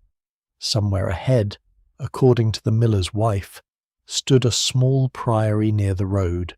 Its bell might be heard before its walls appeared. The morning remained very still. Frost silvered the grass along the ditches. Smoke rose from no nearby chimney. Behind him, the abandoned hut faded into mist. Then, far across the fields, a bell sounded. It rang only once, thin and distant, but the traveller stopped to listen. After a pause, it sounded again. He turned toward it and continued, slowly now, leaning on the staff, carrying his small wound, his uncertain fever, and the fragile hope that someone beyond the next rise might know how to help. The bell led the traveller toward a small priory standing beyond the next rise, its stone buildings gathered behind a low wall. Smoke drifted from the kitchen roof, and a lay brother was carrying split wood across the yard when the traveller reached the gate. His injured foot was washed with warm water and wine, wrapped in clean linen, and examined beneath the grey morning light. The brother spread a little honey over the broken skin before binding it again. Whether every religious house offered such careful treatment is uncertain, but monasteries and priories often possessed cleaner cloth, cultivated herbs, and more experience with sick strangers than an isolated village household could provide. After a bowl of barley pottage and several hours beside the kitchen fire, the traveller felt strong enough to continue. The prior warned him that the river ahead had risen during the night. The ordinary ford might already be too deep, and the wooden bridge farther north had lost part of its railing. Still, the market road continued in that direction, and remaining at the priory meant losing another day. The traveller thanked the brothers and left after midday. Behind him, the priory bell marked the hour while servants spread damp rushes outside to dry. A gardener tied bundles of sage beneath an open shed, and 2 novices carried baskets of turnips toward the kitchen. These quiet tasks continued regardless of the dangers beyond the wall. The road might flood, armies might pass, and travellers might arrive wounded, yet pottage still had to be stirred and firewood stacked before evening. The land descended gradually toward the river. At first, water appeared only in the ditches, where rain had gathered beneath dead reeds. Then the fields themselves began to shine. Shallow sheets of water lay between ridges of ploughed soil, reflecting the pale sky. Willow trees marked the river's course long before the traveller could hear it. Rivers were among the most feared obstacles on medieval roads. They offered water, fish, trade, and power for mills. But they also interrupted every journey. A bridge could shorten a route and encourage a town to grow around it. A missing bridge could turn a day's travel into several days of searching for another crossing. Floods altered familiar banks, covered stepping stones, and carried away wooden structures without warning. The traveller reached the ford first. Ordinarily, carts crossed where the river spread wide over a bed of gravel. Now brown water moved swiftly from bank to bank. Only the tops of the marker stones remained visible. Local people sometimes set poles or stones or trees near a ford to show the safest line across. Travellers watched where cattle entered, because animals often found firmer ground than men did. Yet after heavy rain, old knowledge could become useless. A channel that had been shallow yesterday might deepen overnight. A stone might shift. A submerged branch could catch a foot or overturn a horse. A cart stood near the bank. Its driver, a broad-shouldered man wearing a felt hat darkened by rain, had stopped with 2 oxen and several sacks of grain. Beside him waited a woman on a small horse and a pilgrim carrying a scallop shell badge. None wished to cross first. The cart driver tested the water with a long pole. Near the bank, it reached his knees. Farther out, the current pulled hard enough to bend the shaft downstream. Some chroniclers described travellers joining hands or tying themselves together with rope before entering dangerous water. Whether this was common practice is difficult to determine. A rope might save a person who slipped, but it could also drag several people down if secured poorly. Experienced ferrymen prefer to judge the current rather than trust courage. The woman on horseback turned away and chose the longer road toward the bridge. The pilgrim followed. The traveller did the same, grateful that his wounded foot provided an excuse not to attempt the ford. The bridge lay 2 miles upstream. The path followed the river bank through wet meadows where cattle stood beneath bare trees. Water had entered several cottages, and household goods were raised on stools and benches. A family carried sacks of grain to the upper floor of a timber storehouse, near a mill. Men worked with hooks and poles to clear branches from the wheel. Floodwater threatened more than travellers. It ruined stored hay, drowned livestock, weakened walls, and contaminated wells. Yet river communities learned to live with its return. Floors were swept, grain was moved, boats were tied higher, and children were warned away from the banks. Familiar danger was not welcomed, but it was recognized. The bridge appeared through mist as a line of heavy timber resting on stone piers.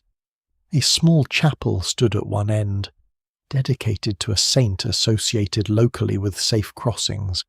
Travellers sometimes left coins, candles, or promises of future offerings before dangerous journeys. Some bridges supported chapels because the crossing itself was understood as a place of risk and gratitude. A toll-keeper waited beneath a covered booth. He charged carts, animals, and merchants carrying goods. The pilgrim argued that holy travellers should pass freely. The toll-keeper answered that saints did not replace rotten planks. The traveller paid a small coin. The bridge shook beneath every cartwheel. Water rushed between the piers, carrying sticks, reeds, and once the broken roof of a chicken coop. Several planks had recently been replaced, their wood pale beside the older boards. On one side, part of the railing had indeed collapsed, leaving only a rope stretched between posts. Halfway across, the traveller stopped. The river below moved with a force that made the bridge seem very small. Brown water curled around the piers and vanished beneath them. A drowned sheep turned slowly in an eddy before being pulled downstream. The sight was quiet rather than dramatic, and perhaps for that reason it was more unsettling. The pilgrim crossed himself and touched the shell badge on his hat. Pilgrim badges served as souvenirs, signs of devotion, and proof that a shrine had been visited. Some were believed to carry a trace of sacred protection, especially if touched to a relic or blessed object. No one can quite agree how literally travellers understood that protection, but hands often reached for such tokens when danger came near. A wagon approached from the opposite bank, forcing those on foot against the remaining railing. The oxen moved slowly, their hooves slipping on wet boards. The driver shouted and tapped the yoke with a stick. For several breaths, there was scarcely room between the wagon wheel and the broken edge. Then it passed. The traveller continued until solid ground rose beneath him again. He looked back once. Mist moved over the river, softening the bridge and chapel into grey shapes. The toll-keeper's lantern glowed beneath the roof of his booth. Behind it, evening gathered across the flooded fields. The road beyond climbed toward drier ground. Water still shone in the ditches, but the current's roar diminished with every step. Soon only the distant sound of the river remained, mingling with wind in the willow branches. Ahead, smoke drifted from a settlement on higher land. The traveller's foot ached, and another coin had left his purse, but the river lay behind him. For that evening, at least, the road had not been washed away. The settlement on higher ground consisted of a manor farm, several cottages, and a small stone chapel surrounded by bare elm trees. The traveller arrived as the final light faded from the flooded valley below. A servant led him toward a low outbuilding where strangers could sleep beside sacks of oats and bundles of dried reeds. It was not an inn, but the manor reeve accepted a coin and allowed him a place near the wall. During the night, the weather changed. Rain ceased tapping against the roof. The wind fell quiet. Cold settled so deeply over the fields that the puddles beside the road hardened into dark glass. When the traveller woke before dawn, frost covered the inside of the wooden shutter. His breath floated pale in the room, and the wool cloak beneath his cheek had stiffened where dampness remained. Outside, the world was silver. The flooded meadows had frozen along their edges. Reeds stood motionless beneath white crystals. Roofs shone faintly beneath the moon, and smoke rose straight from the manor kitchens because there was scarcely any wind. Somewhere in the yard, a servant broke ice from a water trough with the back of an axe. Winter altered every danger of the medieval road. Mud could harden and make travel easier for a few hours, but ice concealed ruts, stones, and deep water. Snow covered familiar landmarks. Rivers froze unevenly. Short days reduced the distance a traveller could safely attempt before darkness returned. The traveller ate warm oat pottage in the manor kitchen before leaving. The room smelled of wood smoke, onions, and damp wool. Servants moved beneath soot-dark rafters, carrying trenchers and feeding split logs into the fire. A dog slept close to the hearth, where sparks occasionally settled on its fur without disturbing it. The cook gave the traveller a small piece of bread spread with dripping. Fat was valued in cold weather because it provided warmth and strength, though poorer households often possessed little of it. The traveller wrapped the bread in cloth and tucked it inside his tunic so it would not freeze hard before midday. He also bound fresh strips of wool around his feet. Wool retained some warmth even when damp, and travellers sometimes wrapped it beneath or around thin leather shoes. Those who could afford fur-lined boots faced winter more comfortably, but even good footwear failed after hours of snow and ice. The road climbed away from the manor and entered open fields. At first, the frozen ground supported each step. Cart ruts that had been soft mud the previous evening were now ridges of iron-hard earth. The traveller moved carefully, using his staff to test the ground ahead. His wounded heel still ached, but the cold had dulled the pain. By sunrise, clouds had returned. They gathered low and heavy above the fields, turning the morning light almost colourless. A few flakes of snow drifted through the air. Snow could make an ordinary route unfamiliar within minutes. Hedges vanished beneath white covering. Boundary stones became rounded shapes. A shallow ditch looked no different from solid ground until someone stepped into it. Travellers who knew a region followed church towers, tree lines, and the raised banks of old roads. Strangers depended upon footprints, wheel marks, and luck. The traveller saw no one for nearly an hour.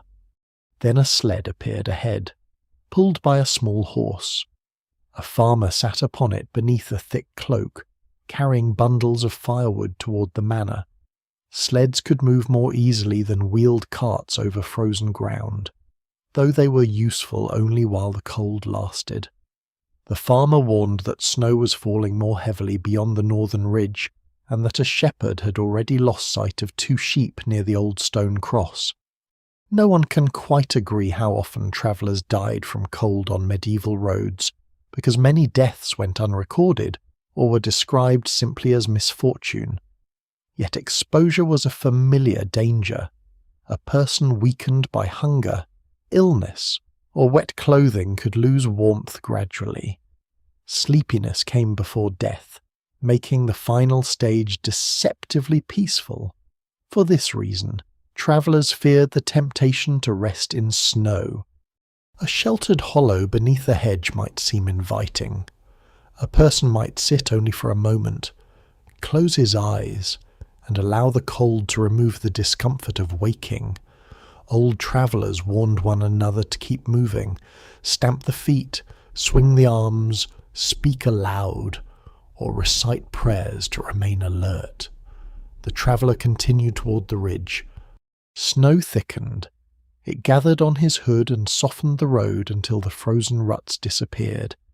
The sky and earth became the same pale grey. His staff struck hidden stones. Twice he slipped, once falling to one knee and soaking the wool through. There were folk remedies for cold limbs. Some rubbed hands with goose fat. Others placed heated stones near the feet or drank ale warmed with spices when such luxuries were available. A common belief held that vigorous rubbing could restore frozen flesh, though rough treatment sometimes caused more harm. Monastic infirmaries preferred gradual warmth, blankets, broth, and rest, but practice varied widely. Near midday, the traveller reached the old stone cross. Snow clung to its weathered arms. At the base lay a little bundle of straw tied with red thread, perhaps left as a charm against winter sickness, or as an offering by someone who had safely crossed the ridge. The church often discouraged such customs when they seemed too closely tied to older beliefs, yet people continued them quietly. The traveller sheltered behind the cross and ate the bread with dripping. It had become cold but remained soft against his body. He drank only a little, because the water in his flask had begun to freeze around the edges. Beyond the ridge, the road disappeared completely. The traveller searched for the shallow banks that marked its course. At times, he followed what appeared to be a path, only to find himself beside a frozen field. The sound of bells would have helped, but snow absorbed distant noise. Even his own footsteps seemed muted. The afternoon light faded early. He began searching for any sign of shelter. A group of pollarded willows appeared through the snow. Beyond them stood a shepherd's hut built from timber and turf. Smoke did not rise from it, but the door was closed against the wind. Inside, he found a rough stool, a heap of old straw, and a hearth containing cold ashes. He gathered dry dung stored beneath a ledge, mixed it with twigs, and kindled a small fire.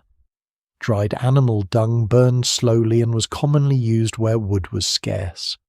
The smell was unpleasant at first, though smoke soon drifted through the hole in the roof. The traveller removed his wet outer cloak and hung it from a peg. He wrapped his feet in the driest straw he could find and sat close enough to the fire to feel warmth without scorching his shoes. Outside, snow covered the fields and erased the road entirely. Darkness came softly. Wind moved across the roof in long, low breaths, far away, perhaps from the manor chapel or another hidden village. A bell sounded once. The note was faint, almost swallowed by snow, but it reminded the traveller that people still lived beyond the white silence. He lay down beneath his cloak, keeping the fire small through the night. Every so often, he woke to add fuel and listen to the frozen world outside. The hut creaked. Snow brushed the door.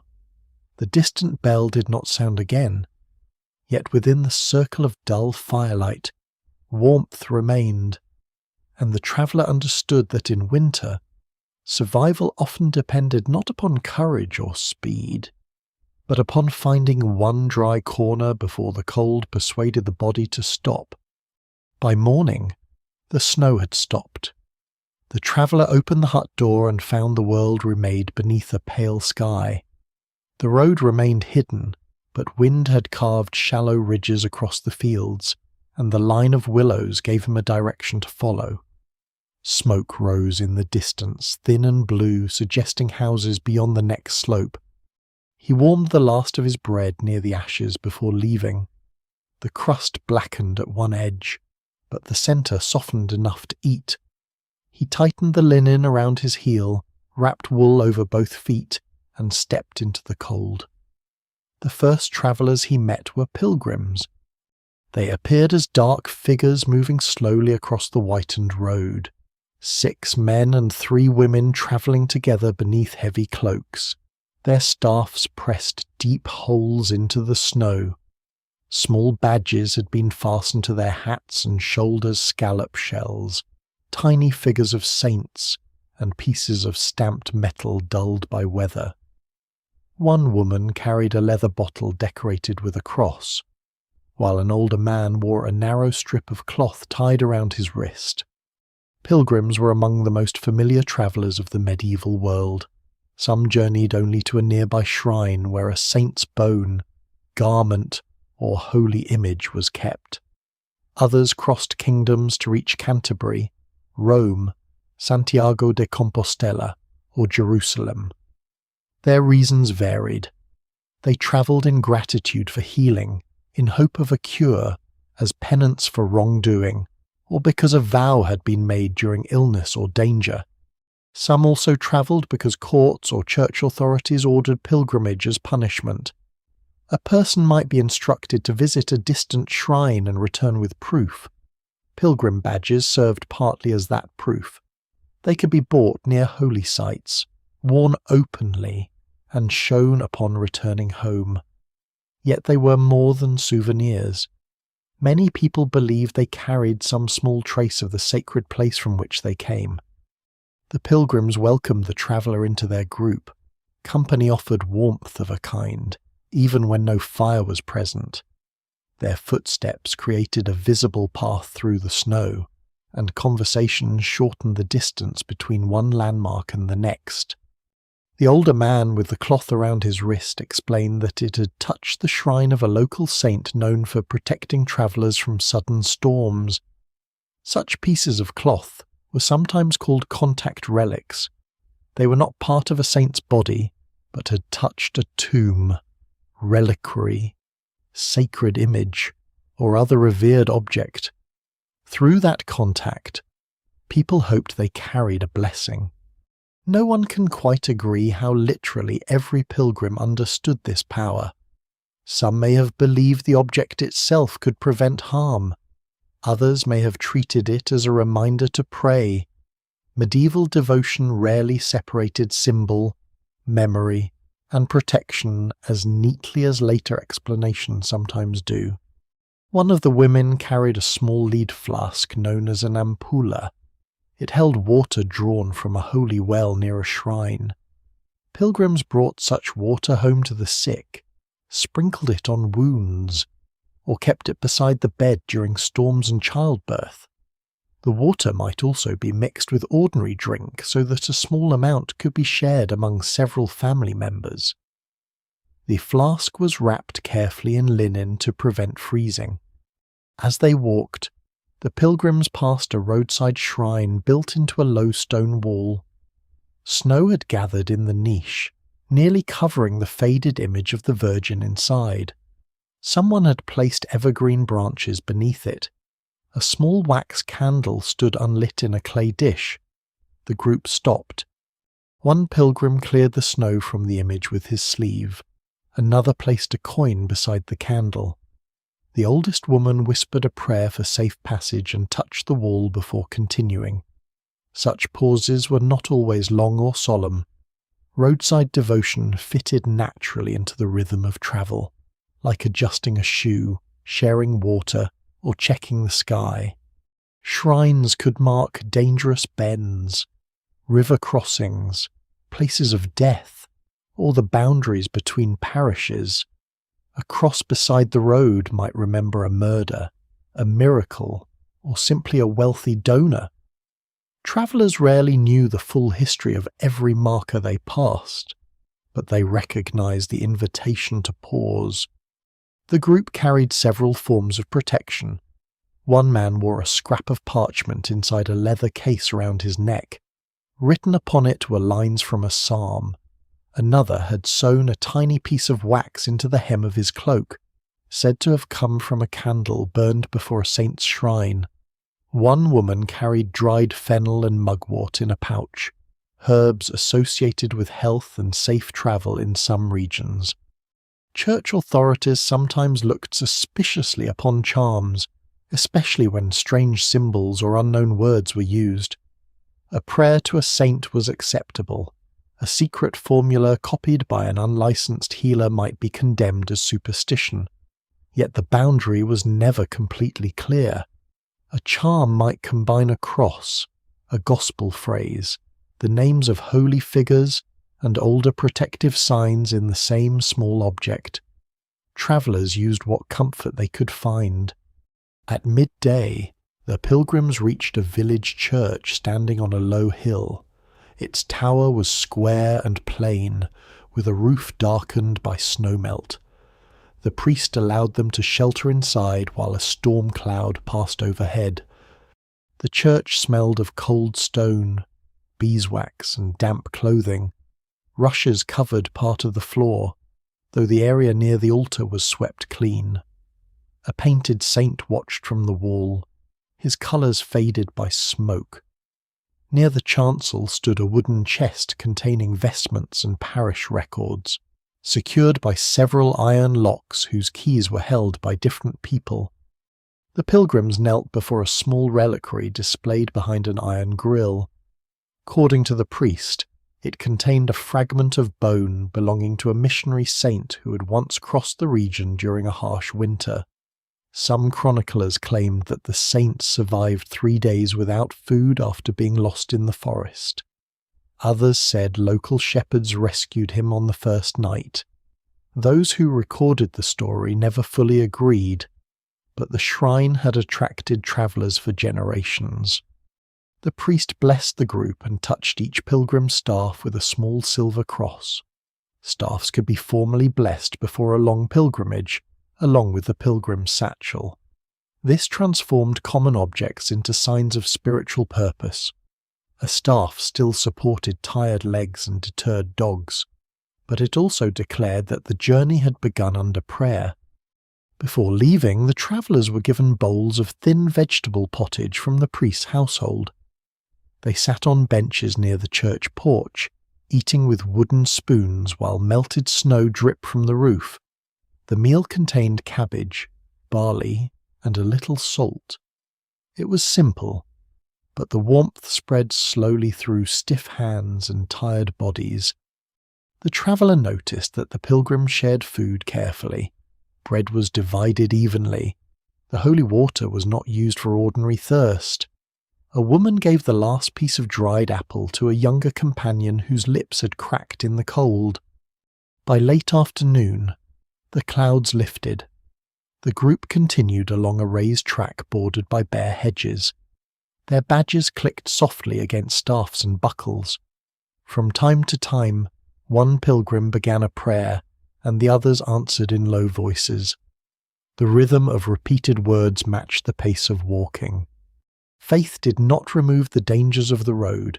Pilgrims were robbed, deceived, injured, and lost like anyone else. Their badges did not mend bridges. Their prayers did not always stop fever. Yet belief changed the experience of fear. An empty road became part of a sacred journey. A dangerous river became a trial endured under the eyes of a saint. A night beneath a hedge became a hardship that might carry meaning. As evening approached, the pilgrims saw a monastery tower beyond the fields. Its bell began to sound for vespers, each note moving slowly through the cold air. The travellers lowered their heads for a moment, then continued toward the gate. Snow had softened the roofs of the distant buildings. Smoke rose from kitchens where bread was being cut and bowls prepared for guests. The road remained long, but lanterns were beginning to glow beside the monastery wall. The traveller walked among the pilgrims, listening to their staffs enter the snow in steady rhythm. Around them, winter fields faded into blue shadow. Above them, the first star appeared.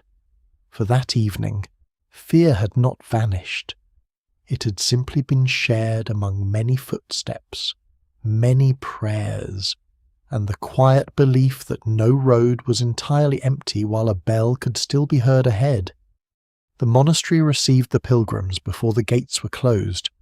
A lay brother led them through the outer court, where snow had been swept into low banks beside the walls.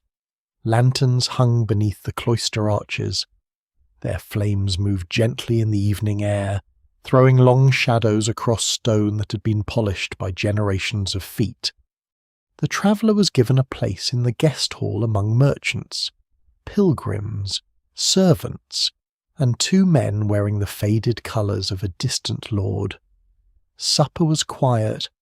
Bowls of lentil pottage passed along the tables, followed by coarse bread and a little smoked fish. Wet cloaks steamed near the fire.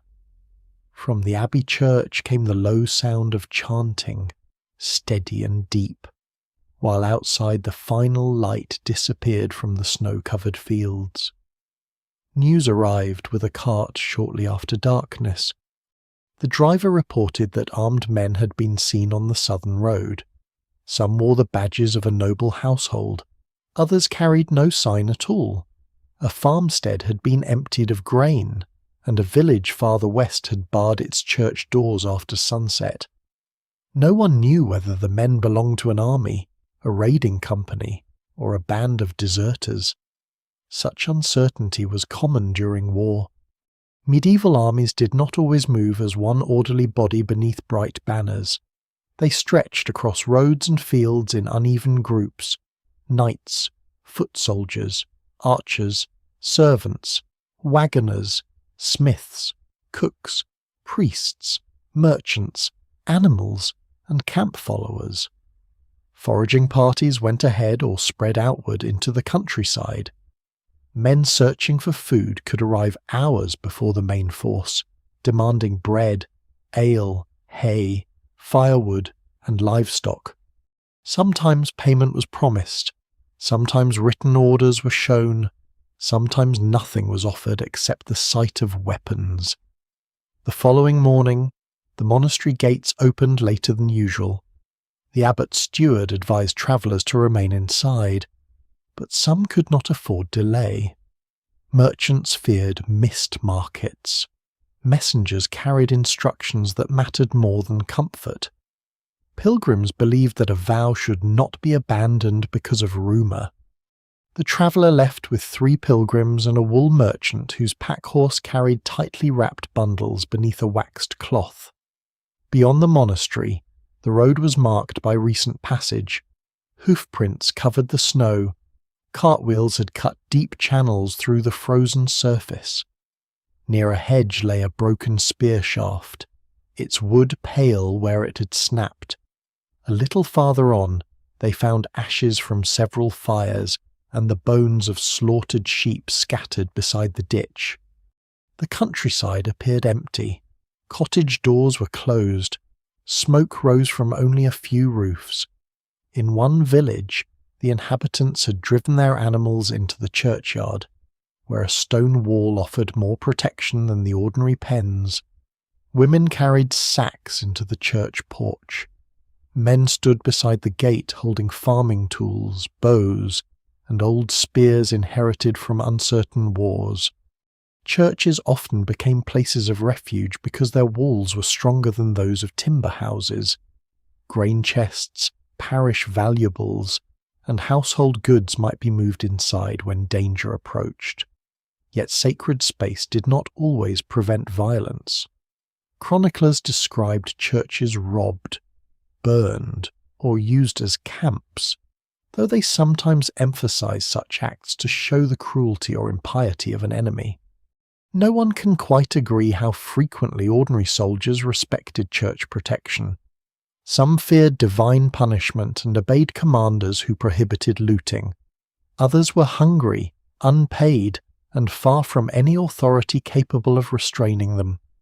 The travellers were stopped near the village boundary by 2 armed men. One wore a metal cap and a padded jacket stained with mud. The other carried a crossbow and had wrap cloth around his boots for warmth. They demanded to know where the group was going and whether the merchant's bundles contained food. The merchant answered that he carried only wool. The men inspected one bundle with the point of a knife. Satisfied, or perhaps merely uninterested, They ordered the travellers to continue along the northern road. The southern route, they said, had been closed by their captain. Whether they truly served a captain remained uncertain. The travellers obeyed. The northern road added several miles and passed through woodland where snow still lay beneath the branches. Along the way, they met a family pushing a handcart loaded with blankets, cooking pots, and a wooden chest. A goat was tied behind it. The father said their village had been ordered to supply grain for troops. When the villagers protested that little remained after winter, soldiers took 2 oxen and threatened to burn the mill. Requisition was one of the quiet terrors of war. Lords and kings needed food for men and animals. Armies consumed enormous quantities of bread, ale, meat, oats, and hay. Even when official payment was intended, coins might arrive late or not at all. A single company could empty stores meant to carry a household through the cold months. The displaced family had slept in a barn and hoped to reach relatives near a fortified town. The mother carried a small iron key on a cord around her neck. It belonged to the door of the house they had left behind. The key was useless on the road, yet she kept touching it through her cloak as though the weight of it preserved the shape of home. The merchant gave the family a little bread. The pilgrims offered directions to the monastery. Then the 2 groups separated, each continuing toward uncertain shelter. By afternoon, the road entered a district where watchfires burned on low hills. Such fires could warn of approaching soldiers, raiders, or unrest. A chain of signals might carry news from one manor to another faster than a rider could travel. Bells also sounded alarms, their patterns understood locally by those who lived within hearing. The travellers passed a manor house enclosed by a timber palisade. Men were reinforcing the gate with heavy oak beams. Barrels of water stood nearby in case fire arrows or torches reached the roofs. Servants carried smoked meat and sacks of flour into a stone cellar. The Lord Steward refused entry to strangers. Fortified places offered protection only to those permitted inside.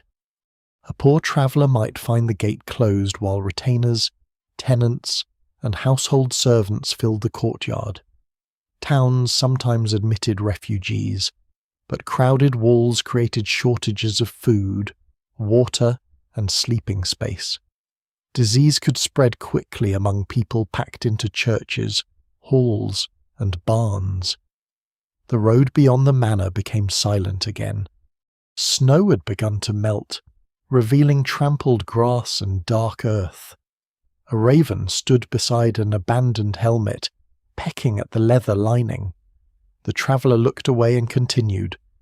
Toward evening, the group saw smoke rising ahead, thicker than chimney smoke and spread broadly across the sky.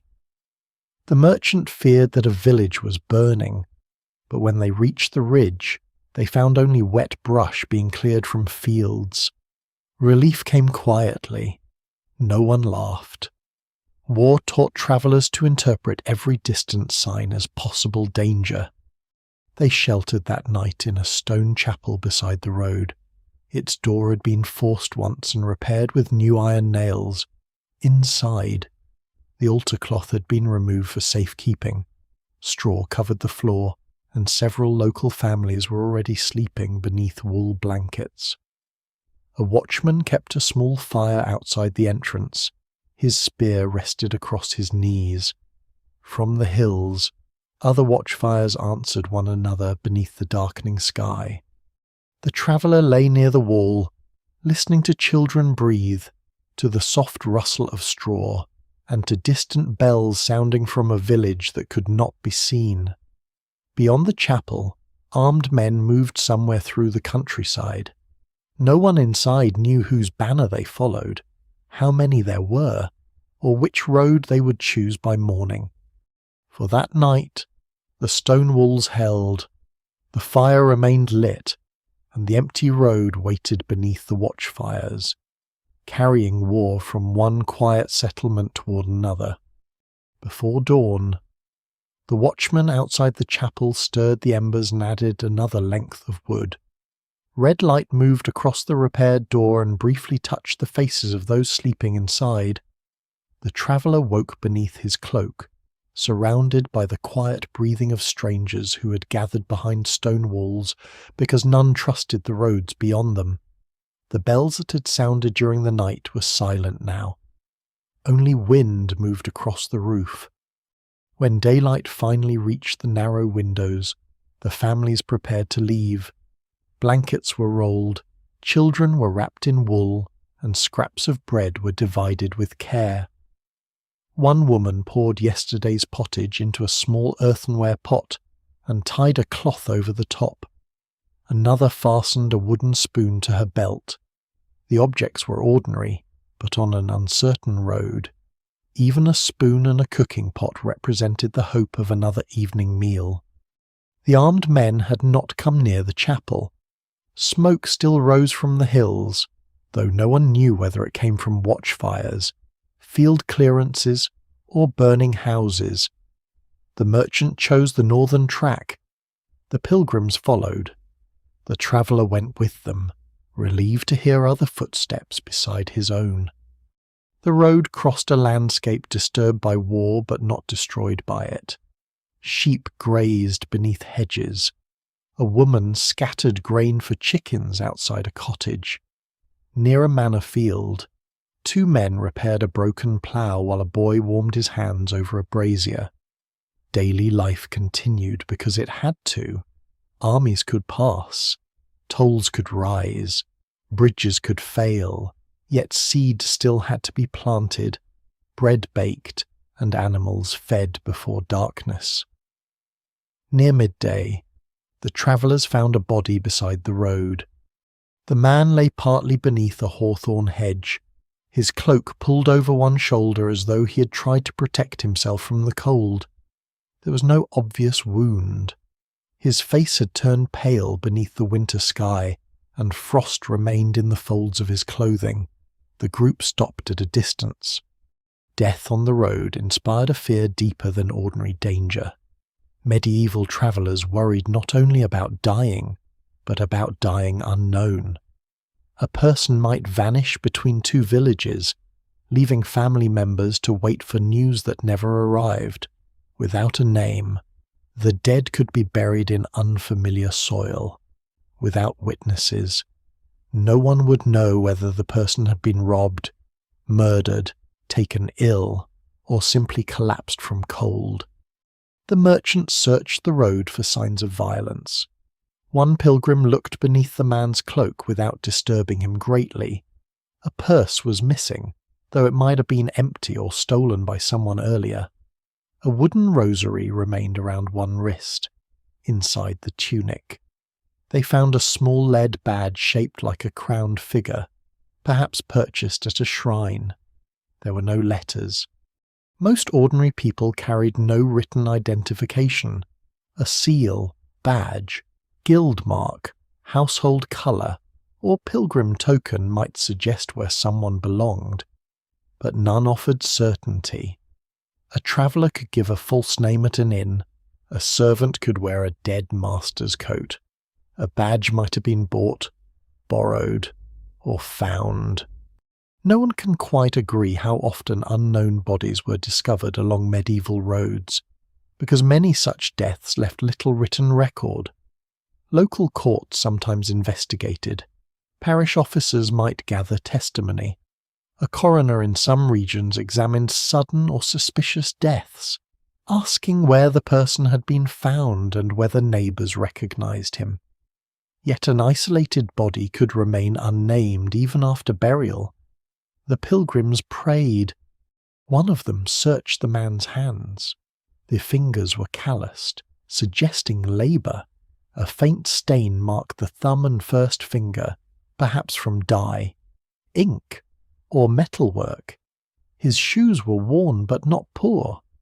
Beneath his cloak lay a small knife, a piece of hard cheese, and a folded strip of linen containing 2 dried leaves.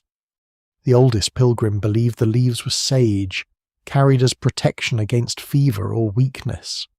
Another thought they were simply wrapped for cooking. Such objects could reveal a life only imperfectly. A spoon suggested meals. A key suggested a door somewhere. A saint's badge suggested a journey or a promise.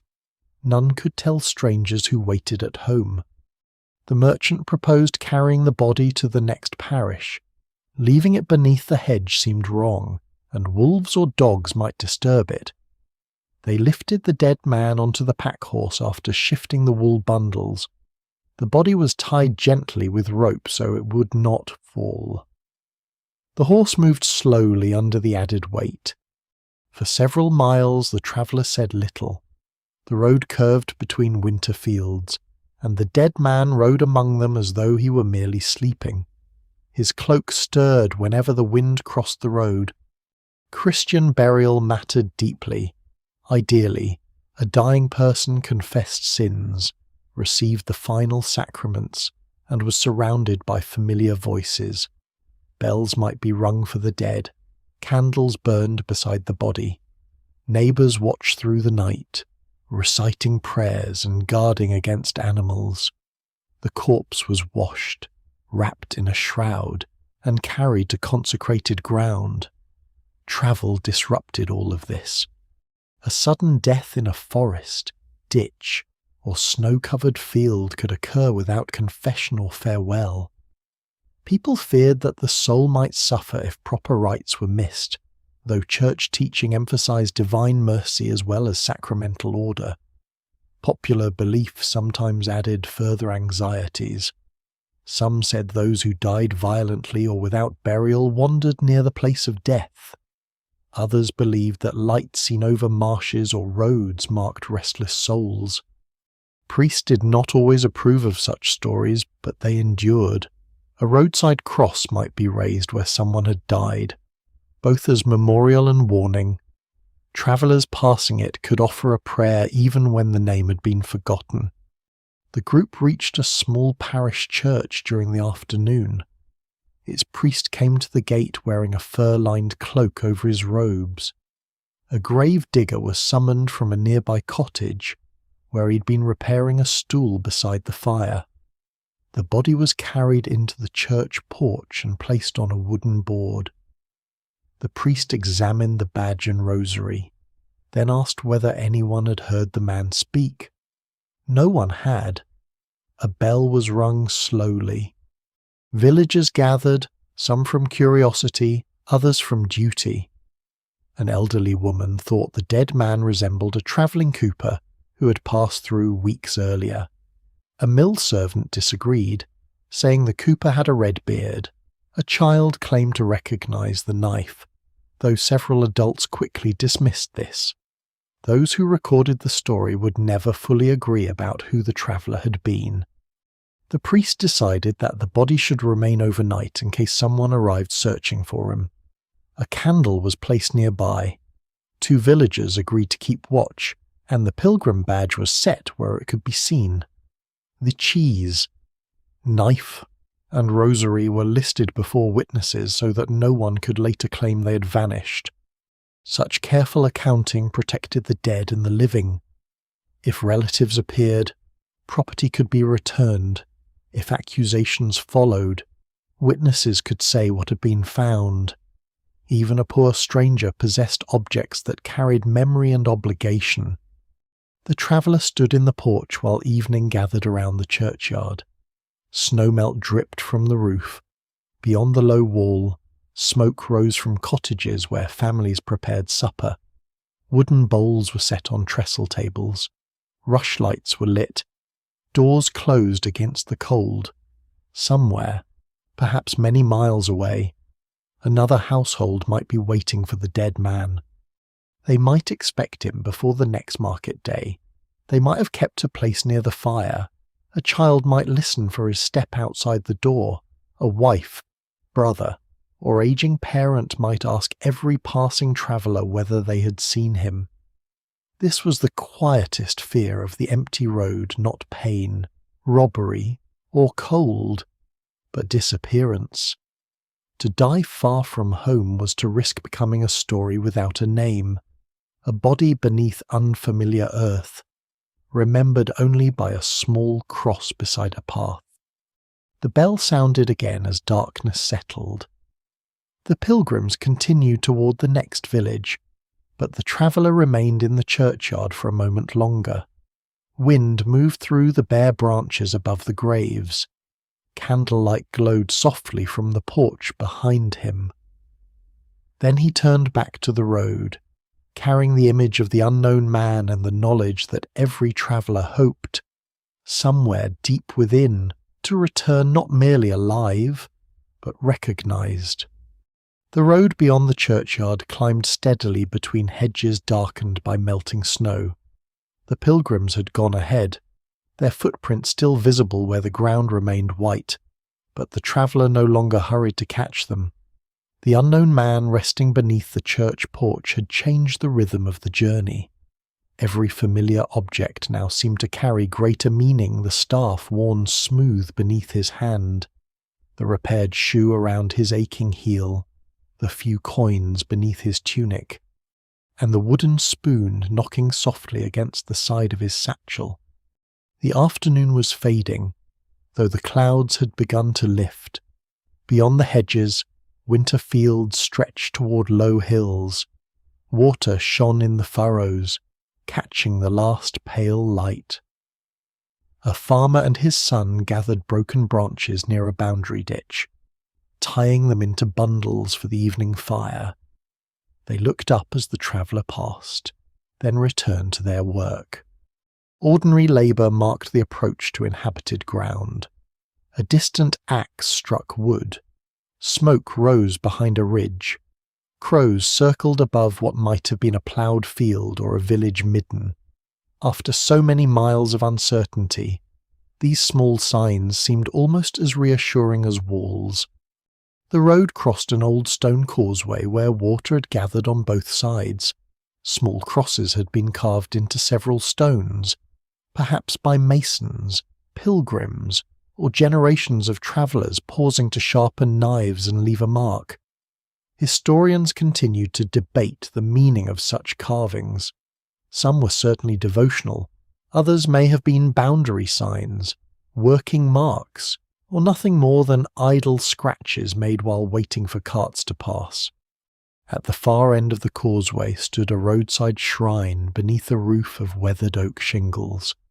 Inside was a painted figure of St. Christopher carrying the Christ-child across a river.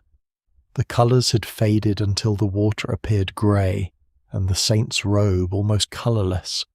A beeswax candle had burned down to a small pool beside the image. The traveller paused. St. Christopher's protection was especially valued by those who feared sudden death before receiving confession or final rites. Some people believed that seeing his image in the morning guarded them until night. Whether this belief was ever as universal as later tradition suggested remains uncertain, but the saint appeared frequently near roads, bridges, churches, and town gates. The traveller touched 2 fingers to the edge of the shrine and offered a quiet prayer. He did not ask for wealth, easy weather, or even an entirely safe road. He asked only to reach a place where someone might know his name. Then he continued upward. Near the summit, the wind carried a sound so faint that he first mistook it for a cartwheel turning somewhere beyond the hill. It came again, rounder and clearer. A bell. The traveller stopped beneath a leafless ash tree. The bell sounded a third time, followed by a second bell with a lighter voice. Together they marked the evening hour from somewhere beyond the ridge. Their rhythm was calm, neither alarm nor funeral toll. It was the measured call of a village preparing to close its day. He climbed the final stretch. From the top of the hill, the land opened below him. A small town rested in the valley, gathered around a stone church and enclosed partly by an old wall. Timber roofs leaned close together. Thin smoke rose from chimneys and roof vents.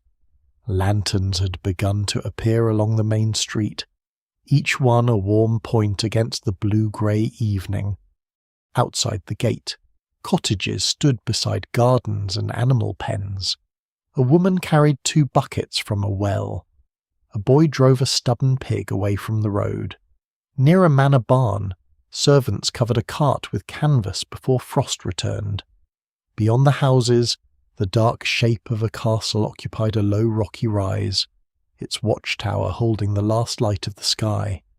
A watchfire burned beside the town gate. For travellers, such fires could mean scrutiny, tolls, or news of danger. Yet from the hill, this one looked like welcome. It marked a guarded entrance, a place where names might be asked and doors could be barred against the night. The traveller descended. As he approached the outer cottages, evening smells met him. Wood smoke, baking rye bread, boiled onions, damp hay, and the faint sharpness of animals sheltered for the night. Through an open doorway, he glimpsed a family sitting around a low table. Pottage steamed in wooden bowls, a beeswax candle, perhaps saved for a holy day, or purchased by a household with modest comfort, burned beside a loaf. The gatekeeper questioned him beneath the watchfire. The traveller gave his name, his place of origin, and the reason for his journey. He mentioned the church where the unknown body had been left and described the armed men reported near the southern road. The gatekeeper listened carefully. News was a form of payment, especially when roads were uncertain. A clerk seated nearby wrote several words on a wax tablet, pressing them into the surface with a stylus. The traveller could not see what was recorded. Perhaps it was the warning. Perhaps it was merely the toll owed by a stranger entering after sunset. A small coin changed hands. Then the gate opened. Inside, the street was muddy despite the cold. Water dripped from roofs and gathered beneath wooden walkways. Shopkeepers folded shutters upward and secured them with bars. A baker's apprentice carried unsold loaves toward a church porch where some might be distributed to the poor. An alewife hung a fresh bundle of evergreen above her door to show that drink was available. The traveller found lodging in a modest house near the market square. The host offered a place beside the kitchen hearth rather than in an upstairs chamber. It was enough. He removed his wet cloak and sat on a worn wooden bench while the household finished supper. Rushes covered the floor, scented faintly with dried mint. Iron hooks hung above the fire. A blackened pot held barley pottage enriched with cabbage and a little bacon. The host's wife added another bowl without ceremony, as though tired strangers arrived every evening. The traveller ate slowly. Warmth returned to his fingers. His wounded heel throbbed beneath its linen binding, but the pain no longer seemed threatening. His satchel rested beside him. His staff leaned against the oak door. Outside, the market square emptied beneath the bells. No one can quite agree what medieval travellers feared most. Bandits appear often in stories. Wolves waited in imagination. Floods, fever, hunger, snow, soldiers, and darkness all threatened the body. Yet beneath these dangers rested a quieter fear that familiar order might vanish entirely, leaving the traveller alone beyond bells, law, memory, and human recognition. Safety was rarely absolute. An inn could hide thieves. A village could close its gates. A monastery might have no room. Even a castle wall could fail during war. But safety could be assembled from small things: a shared fire, a bowl placed on a table, a name written down, a door barred after everyone had entered. Night deepened over the town.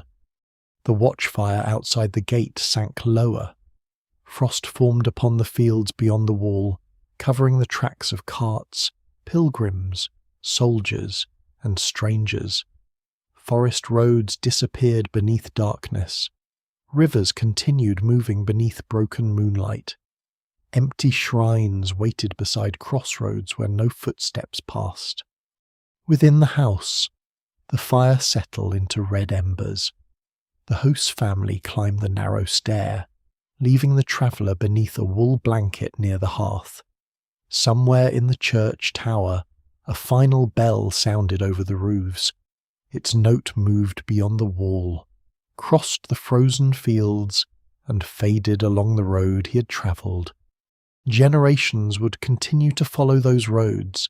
Merchants would carry cloth and salt. Pilgrims would touch relics and collect badges. Messengers would ride through rain. Families would search for lost names. Some would reach the light beyond the final hill, while others would be remembered by crosses beneath hedges. For now, the traveller was warm. The oak door was closed. The village slept.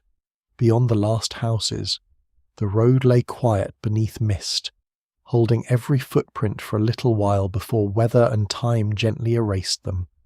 The firelight softened, the bells fell silent, and the medieval world, with its watchfires, dark forests, candle-lit halls, and long uncertain roads, slowly faded into the peaceful darkness of night.